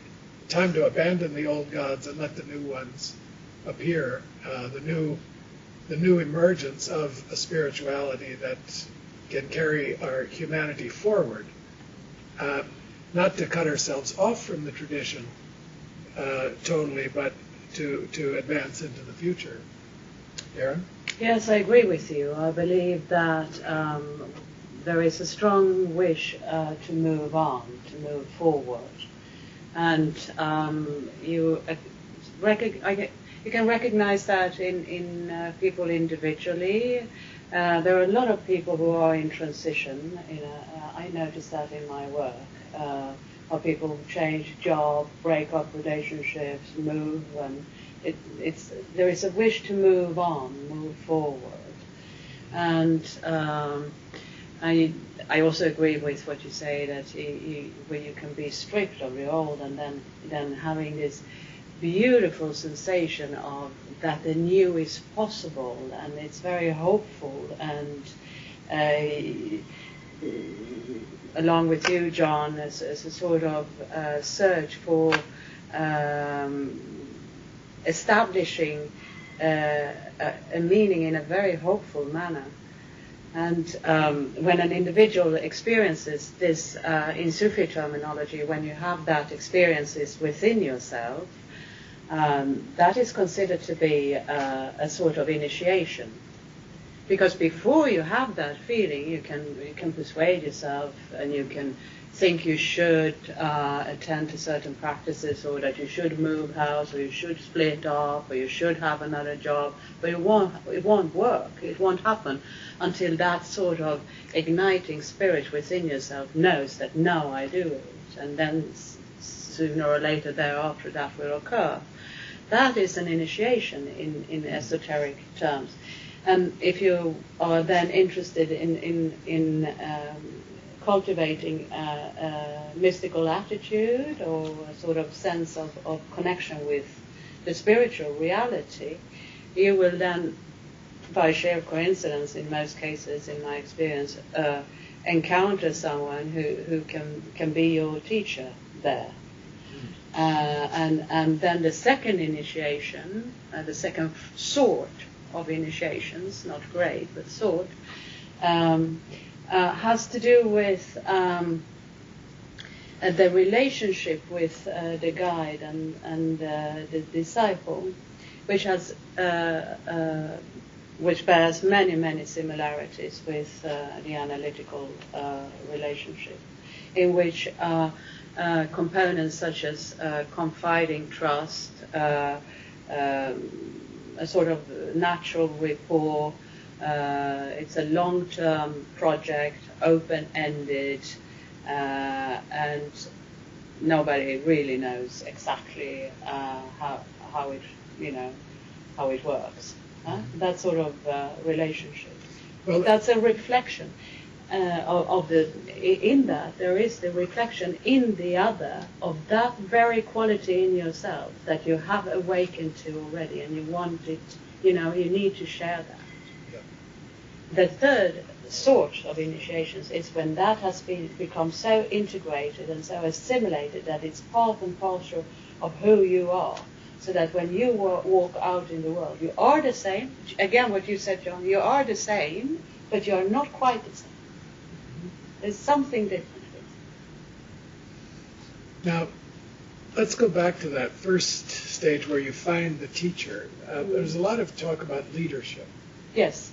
These days. Oh, wow. Like search for leadership. What is leadership? All the business schools are teaching about leadership, as though really the world is without leadership. Right? No. Where is the leader? Well, you can find certain, I think, very fine political figures who have some good ideas in our world today, like President Obama and others. Mm-hmm. And they certainly have a lot of knowledge about the world. But I think the search for leadership might have a symbolic quality. Who is our leader, right? Or what are we looking for in leadership? You've worked a lot on this subject mm-hmm. with business people and trying to instill a sense of leadership. Usually it has to do with trying to become charismatic and yeah, but that's over. Yeah. That's very 2010. Sorry. No, well, you see, things have changed in that respect, and everything changes all the time, of course. But one of the fundamental changes is that people have stopped imagining that you can have this premeditated ambition for, how you would be when you would come in as John Wayne and say, that follow me. And they've stopped believing in that. So they've turned it around, and it's now more sort of based on intrinsic qualities, what you have within you that can help you lead your life, so that you become more authentic in your expression and communication, and thereby have some authority among the ones you happen to work with on a certain project. You wrote a book about female leadership, Yes. right? That's right. Can you tell the audience something about that, female leadership? And I know you used a very old text, Dante's Purgatorio, and you talked about the stages of development and working through the 7 deadly sins and finding the virtues. You want to maybe just say Just something quickly about that, maybe, yes. I loved that writing that book because of the beauty of Dante's work, and also because I found it so helpful in my practice to finally get out of the dichotomy of good and bad or sin and virtue, and really to understand how these two things form a whole, and as such are dependent of each other. So there is no mutually exclusive solutions, really. Now, would you say this is a type of new consciousness to hold good and bad parts together? And not virtues and vices? and not be too preoccupied with sort of measuring exactly how much is good and is it almost bad now? It's who cares? What does it add? Yes. What does it add to do it your way? How do women become effective leaders by finding this balance between the opposites, the virtues and the vices? You mean apart from withdrawing projections and shadow integration and all that? Well, that's part of that. part of that. I think if you work with groups of people and you as a group share an experience of a collective movement towards something that transcends the individual little busyness and sort of reaches for something that we can all engage in, then naturally many of these things that normally have a biographical background and are not actually very much related to this particular relevant, of course, but not related to the current work.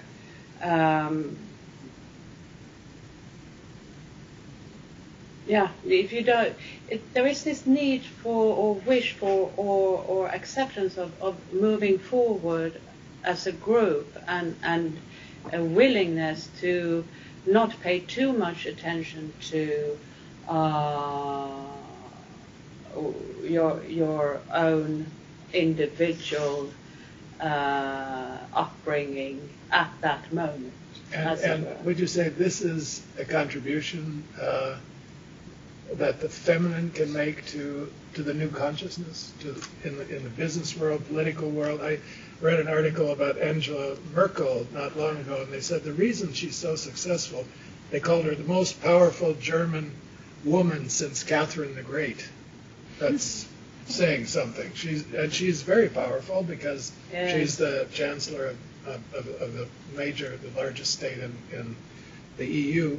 And they said the reason was that she didn't take conflicts personally. If she lost, she'd been trained as a scientist, they said. So if something didn't work, she lost a vote, she said, well, that experiment didn't work, let's try another way. She didn't take it into herself as an insult, she wasn't narcissistic about it. Exactly. And the traditional leader is very narcissistic, you would say, very sensitive to the power issues and slights and who's on your side and who isn't. This kind of leader is looking more at the issue and the results and wants to get something done. And so they didn't attribute it to her femininity, they attributed it to a scientific attitude, which I found very interesting. That's paradox. Yeah. But what about women, the contribution of the feminine to the new consciousness that's emerging? Well, let's be clear about the fact that it's not only women having feminine qualities. And I must say that many women who have, one way or another, managed to create positions for themselves in a patriarchal, hierarchical model do not always, at all times, show and manifest female or feminine qualities such as care, service, listening, that's not the case. I think there is a big shift in society away from a patriarchal, hierarchical structure, as I said before, due to circumstances, and that all people will benefit from contributing to it, as well as to develop within themselves these qualities that have to do with irrational intuition, service, an orientation to what works need to be done. You know, if you think of what needs to be done, you get an idea and you create. You can share that idea in a creative way, which has a lot of joy to it, actually. And would you say there is a type of feminine spirituality? Is it different from a masculine spirituality? Can one make that distinction? Or is spirituality beyond such I think so. gender distinction? At least that's how it feels to me. I can only answer that in a subjective, experiential way.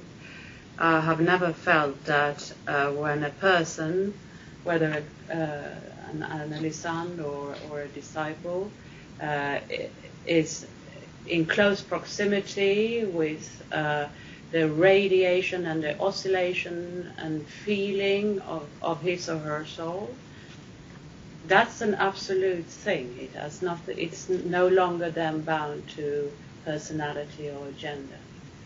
It's a living reality as such. It feels very different. To go back to the Red Book for a moment, I think Jung was developing his spirituality in the Red Book experience, and he records it there. And one of the things that struck me, and Nancy, I'm sure you've studied this carefully, being so close to the Red Book, was the way in which he talked about developing a kind of feminine ego in himself.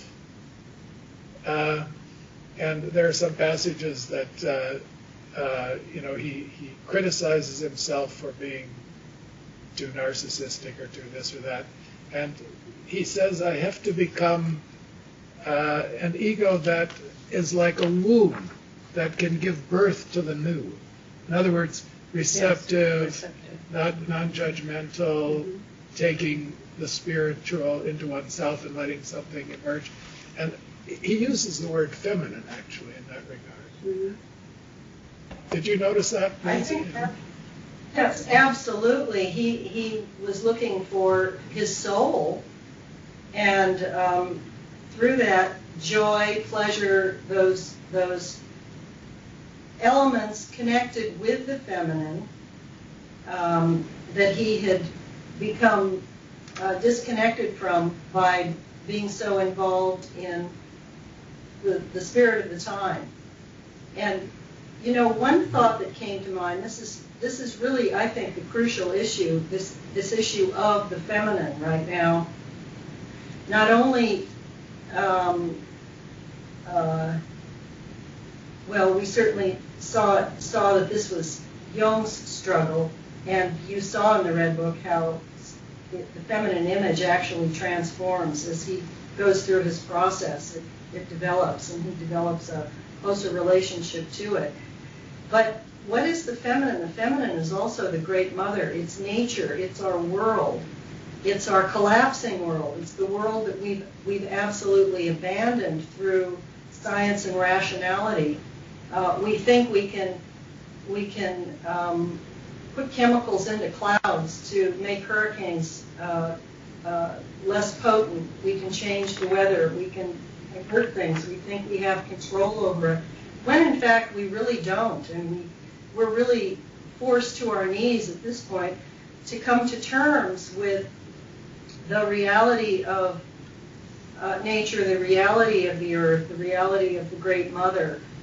And interestingly enough, I heard a talk by a scientist at the Aspen Ideas Festival last summer who was talking about ecological issues and economic issues and all of the calamities that seem to be occurring in the world today. And his conclusion was that it's going to be up to the women to save the world.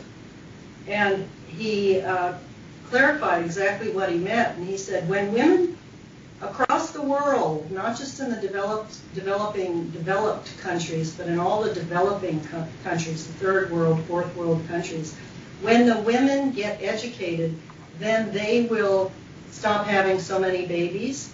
So the population problem will begin to heal itself, and women will begin to be in more positions of authority and power and in politics and throughout all of their societies, and bring that feminine sensibility, which also brings with it that connection to nature, to the body.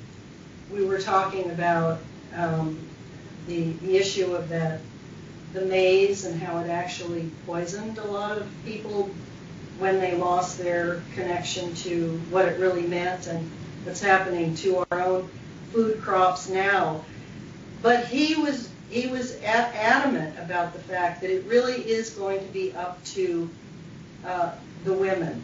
Okay, and obviously men contain the feminine also. So as a scientist, he's going to say women, but it really boils down to a reintegration of the feminine. And I think that this is the time in history. This is the ion where we really do need to reintegrate the feminine. Otherwise, we just very well may destroy ourselves. We've gone too far in one. A couple pieces from Asheville, if I could. First of all, we have about 30 questions that have streamed in the last 30 minutes. Not that we'll have time to read anywhere near the number that we'd like. I might read one in just a moment. Meg, did you have something you were going to say? I saw your hand go up. I want to give you the opportunity. Yeah, I don't know if I'm... Is the green light on? We have one question from Asheville or comment. Oh, there we go. It's on. I just wanted to add to that feminine spirituality. I felt like maybe I could add to it a little bit. Just as far as we think about Richard Rohr talks about the feminine spirituality as being more soul-oriented versus the male spirituality being more spirit, that the men will climb up to the mountaintop and the women will be very grounded on the ground. So I think of feminine spirituality as being more grounded, more within reality, which goes along with what you're saying, Nancy, as far as Mother Earth and all of that. Also, the feminine is typically more circular. It's not so vertical or hierarchical. There's more of a reach for consensus and relationship building and connection. So I just wanted to add that as far as what Maury was asking about, what will the feminine bring to this new being or new transformation. They're more reaching for that together wisdom of the together, I would think. Also, there's thoughts about the Holy Spirit being feminine as far as the Christian world goes, and with Sophia, I think being a Greek word for spirit or something like that. Those are things that I've kind of heard here and there, so I just wanted to sort of add that for comment or. Yeah. Thank you. You know, just a little tidbit. I heard the other day this, apparently, maybe Steve, you saw this too in a American Psychiatric Journal, that now it's been quite clearly established that there's a strong correlation between air pollution and autism. First time I heard that, I was shocked. So that apparently the incidence of autistic children increases threefold in areas where the air is severely polluted. And so again, I think it's the theme of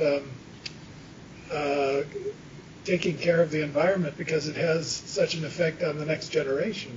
You know, there's a tremendous increase in autism among children, also attention deficit disorder, ADHD, and similar types of problems that are affecting the next generation that really need very careful and grounded attention. So I think maybe a type of spirituality that's more material. It's more materialistic than up in the lofty regions of Mount Olympus, you know, down on the ground and taking care of children and the environment. In relationships. And in relationships. Murray? Yeah. Murray? Of course, you know, the correlation between those might just as well bespeak of the fact that in places with dense air pollution, we've lost contact with all sorts of other things, our groundedness to nature, our connection to one another, and so who knows what that really reveals to us. Yeah, it struck me as something very novel. I've never heard anything like that before, or thought about it, but you're right. I think it's just a general inattention to the physical world around us. It's creating a lot of problems. We have so many questions and comments out there on the internet. Let me at least read, one, because I'm aware of the time you have remaining, and I think Zurich might have a few more slides, or we can just go on with the conversation. But this one's from Benig Mauger, not quite sure where he's from, but says, listening to the various contributions on this topic, it seems to me that we are moving towards a time of greater humanitarianism, awareness of shadow, ability to see God in the other and ourselves, or of incorporating a more spiritual approach to our lives. Could we say that this mirrors the journey to individuation, as the planet is shifting from the fourth to fifth dimensions, mirroring a death of the old ego and a movement towards self? Would be interested in comments from speakers. So mirroring the individuation of ourselves and our own journey in the planet. Well, I think it's kind of, you could say, a cultural evolution, a cultural individuation process that we hope is afoot. I mean, I guess it's an act of faith to say that the breakdowns and the problems that we see and the fragmentation of the world today are leading to an outcome like that described. But this is an act of faith that every analyst has to carry on a daily basis with her patients, that the breakdowns that confront us can be creative opportunities for emergence of a new attitude, new consciousness. And so I think on the cultural and global level, that would be similarly an act of faith that something spiritual is at work in all this that will have a positive outcome. And I'd like to add that it happens through each one of us. The effect will be in the collective, but each one of us carries the responsibility for this within our own psyches and our own individuation and transformative process. And that's a real challenge. We're looking at a slide now called the challenge. I think that challenge to individuals is extremely important, because it's very easy to say, oh, we shouldn't be using so much energy while we leave all the lights in our house burning, or we don't change the light bulbs, or we buy a huge automobile that takes, we've got to put it off. That it hasn't gripped strongly enough the individual yet. And I think it's beginning to happen. I think more and more individuals are becoming sensitive, feel a little guilty at least when they buy gas guzzlers, or they realize that the footprint that they're leaving behind with all their hour travels through the world on airplanes and so on does have an effect on the environment. And so this calling the individual to responsibility, I think, is extremely important. And I see the next age as being the age of the individual, and individual responsibility, individual spirituality, individual care for him or herself and for their immediate environment. I think that's where it's at. And I think that's what has to happen. That's what I see emerging. But not in an individualist manner, maybe. Well, what do you mean by individualist manner? Well, what I've said before, that I feel that people are more interested in doing things together in a collaborative manner, Yes. and realizing themselves in these relationships. Well, and I think it's very powerful. Collaboration is very powerful. Oh, that's the new competition. Groups, Sure. helping each other, self-help groups and all that. Yes. They're very powerful motivators. Definitely. And they keep people aware and conscious. They're on a path. So, yeah, absolutely. Not individualistic. I agree with you. Yeah. Steve, we had another YouTube clip. It's very short. Is there any chance we could see that? Yeah, I think so. Let me see if I can get that going. One moment. Very good.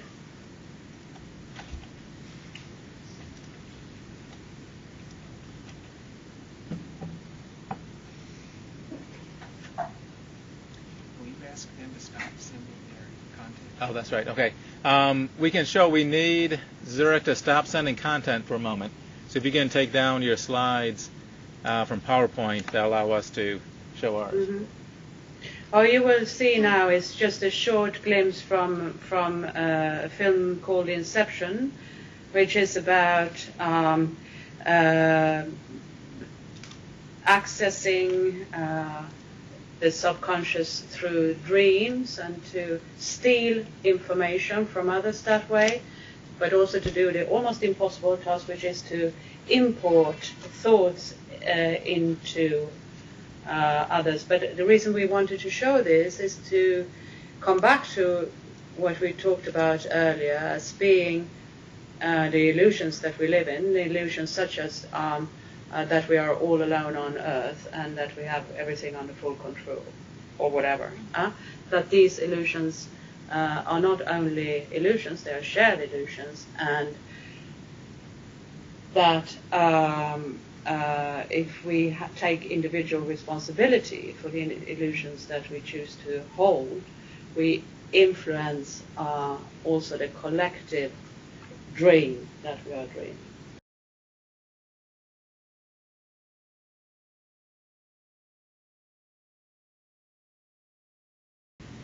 Shared dreaming. What is that? And if we can go back to the content from Zurich, that'd be good. They don't see my desktop. This would be a shared illusion, but you could say all cultures live in such a shared illusion. To a certain degree, anyway. There is reality that intervenes from time to time. But it's kind of an example of folie à deux, or participation mystique, as Jung called it, where groups enter into groups or couples enter into a shared illusion about what the world is. And that needs to be, they need to wake up. I guess we need to wake up. Mm-hmm. That's what this is. Is that the end of the world? John? Just to answer that question, I just think the shared folie à deux about the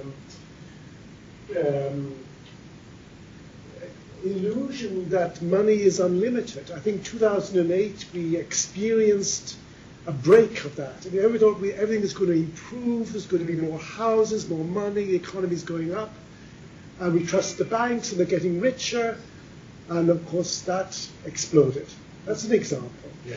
But I wanted to just come back to the whole question of individuation. I just want to make one point that I think is important, and that is you, Karen, brought up a beautiful idea of a participating universe, which is a bit similar to Habermas's communicative universe, except I like the word participating because it's more holistic.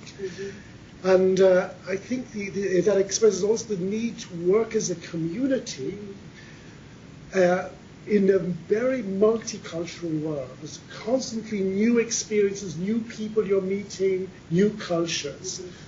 And I think that's very much about, if we're talking about the new culture, we're in this liminal state of somewhere between what we have become accustomed to and what is new. And that is challenged on a daily basis.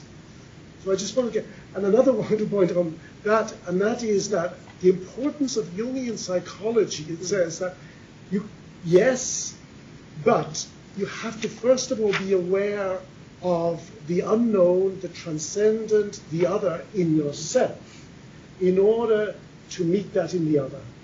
You have to die almost to the unknown in yourself so that you can die to the reality of the other.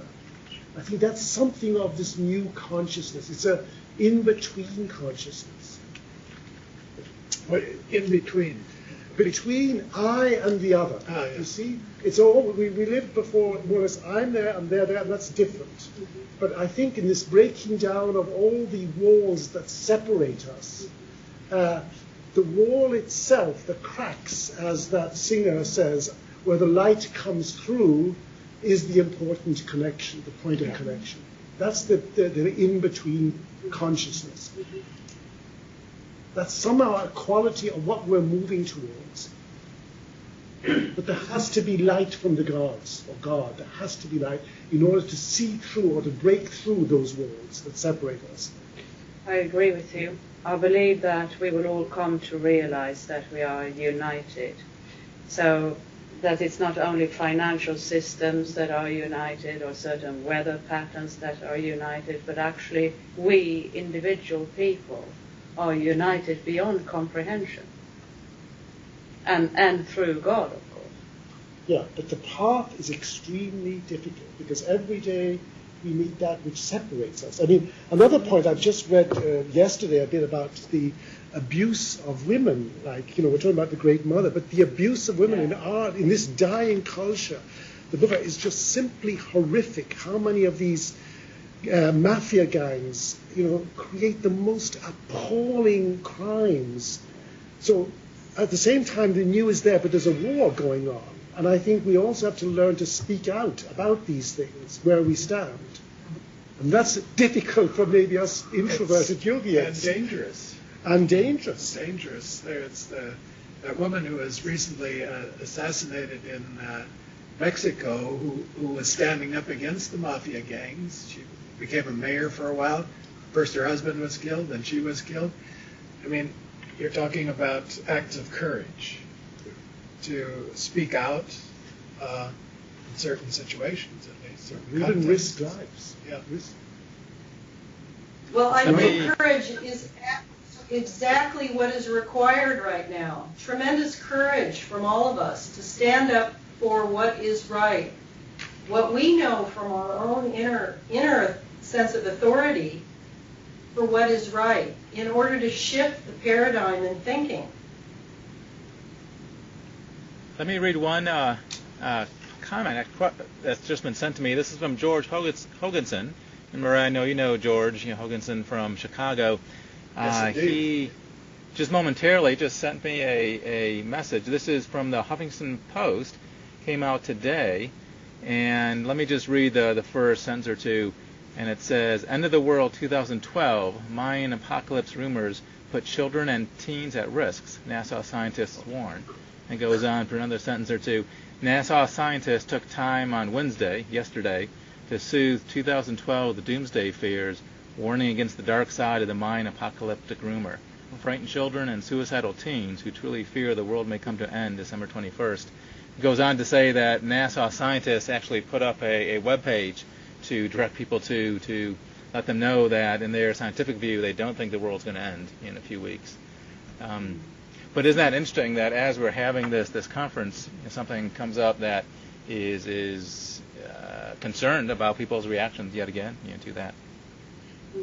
Well, I think that's echoed throughout the world. There was a short article in a Swiss newspaper last week that quite a few Swiss, believe it or not, are preparing for the end of the world, are stocking up in their base against the Swiss, and preparing for Armageddon. And so there is a lot of anxiety. I think what a prediction like this does, and with the media getting into it, and it becomes such a dominant theme worldwide, it collects the anxiety and gives it a focus and a date, and that can generate, all kinds of weird behavior and acting out and whatnot. So I think responsible people are called upon to say this is a symbol, this is a myth, this is not something that's really going to happen. In fact, people are preparing for Christmas. They're buying Christmas presents. That's 4 days after the end of the world. They're planning trips in January and February. So life will go on. You'll wake up on December 22nd. I guarantee you. If I'm wrong, nobody will know it, I guess. Well, I'm aware of the time. Yeah. As your moderator, I will give each of the presenters a closing statement of 1 minute duration, just like the CNN debates. And Zurich, why don't y'all, if you want to do a quick closing thought, and then we'll get Nancy's, and then we'll sign off. But go ahead if you would like. Do you have a closing statement? Well, I like the note that Nancy sounded, and I think it came from John, about courage, and that it takes courage to face the end of the world. If it is the end of the world, we should be prepared, but we should be prepared to die every day. I think we should, life is a preparation for death, and we should constantly be aware of that and prepared for it, inwardly and outwardly. So, and to have the courage to face endings and have the faith to look for new beginnings. So I think this theme is a very timely one. I think it's a very important one, and I think it can generate a kind of consciousness that we all realize we need. We need huge changes, personal and cultural levels. So courage and faith would be my final words. Okay. Thank you. Well, thank you. I'll continue with experience. And in this beautiful book of Revelation with Elaine Page's,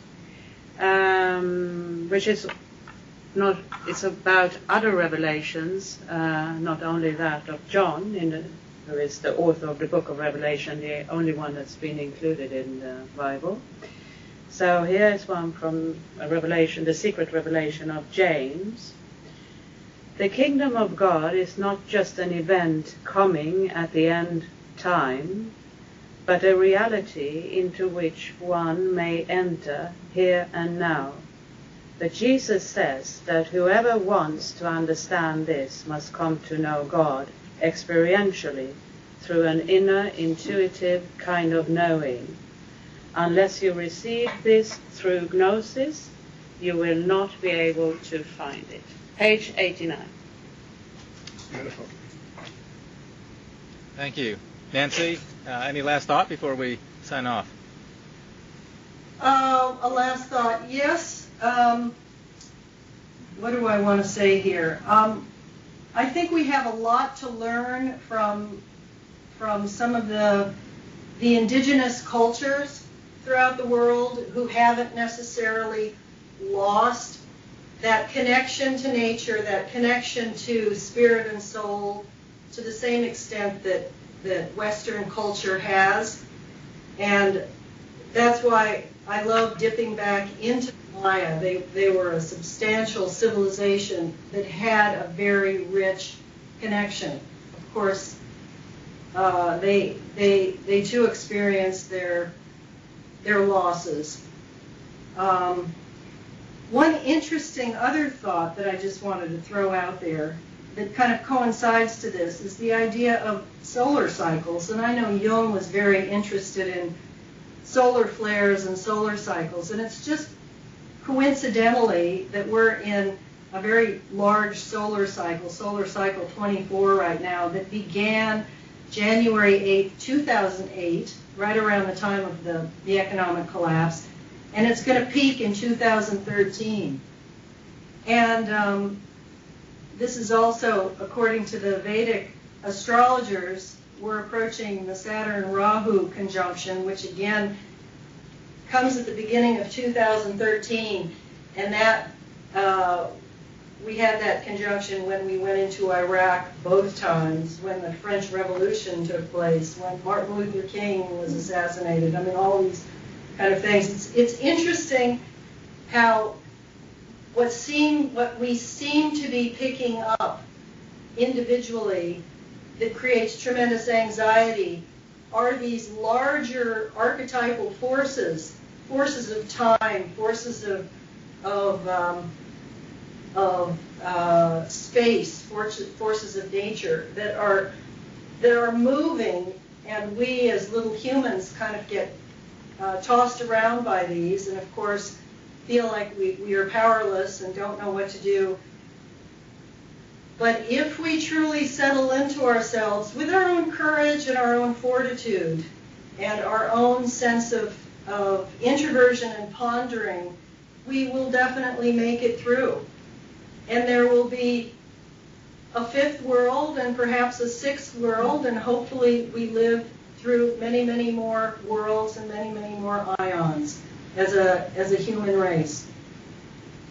Anyways, that's my wish. Very well said. Thank you so much, Nancy. Your last comment was echoed by numerous emails. I've got a number of emails that were commenting on just that, of how the indigenous cultures sometimes seem much more connected with what's happening, and we can learn from that and engage more with it. I do apologize for all the emails that we got, all the questions and comments. There were quite a few out there. We only got a chance to answer a few of those, but it was nice to see the discussion and the dialogue on the internet, folks as well. Steve, yeah, can I go just say one word that our next program, I think it's scheduled for February, will be on indigenous cultures with Peter Alman. That's right. Mm-hmm. Right. Very good point. Very good point.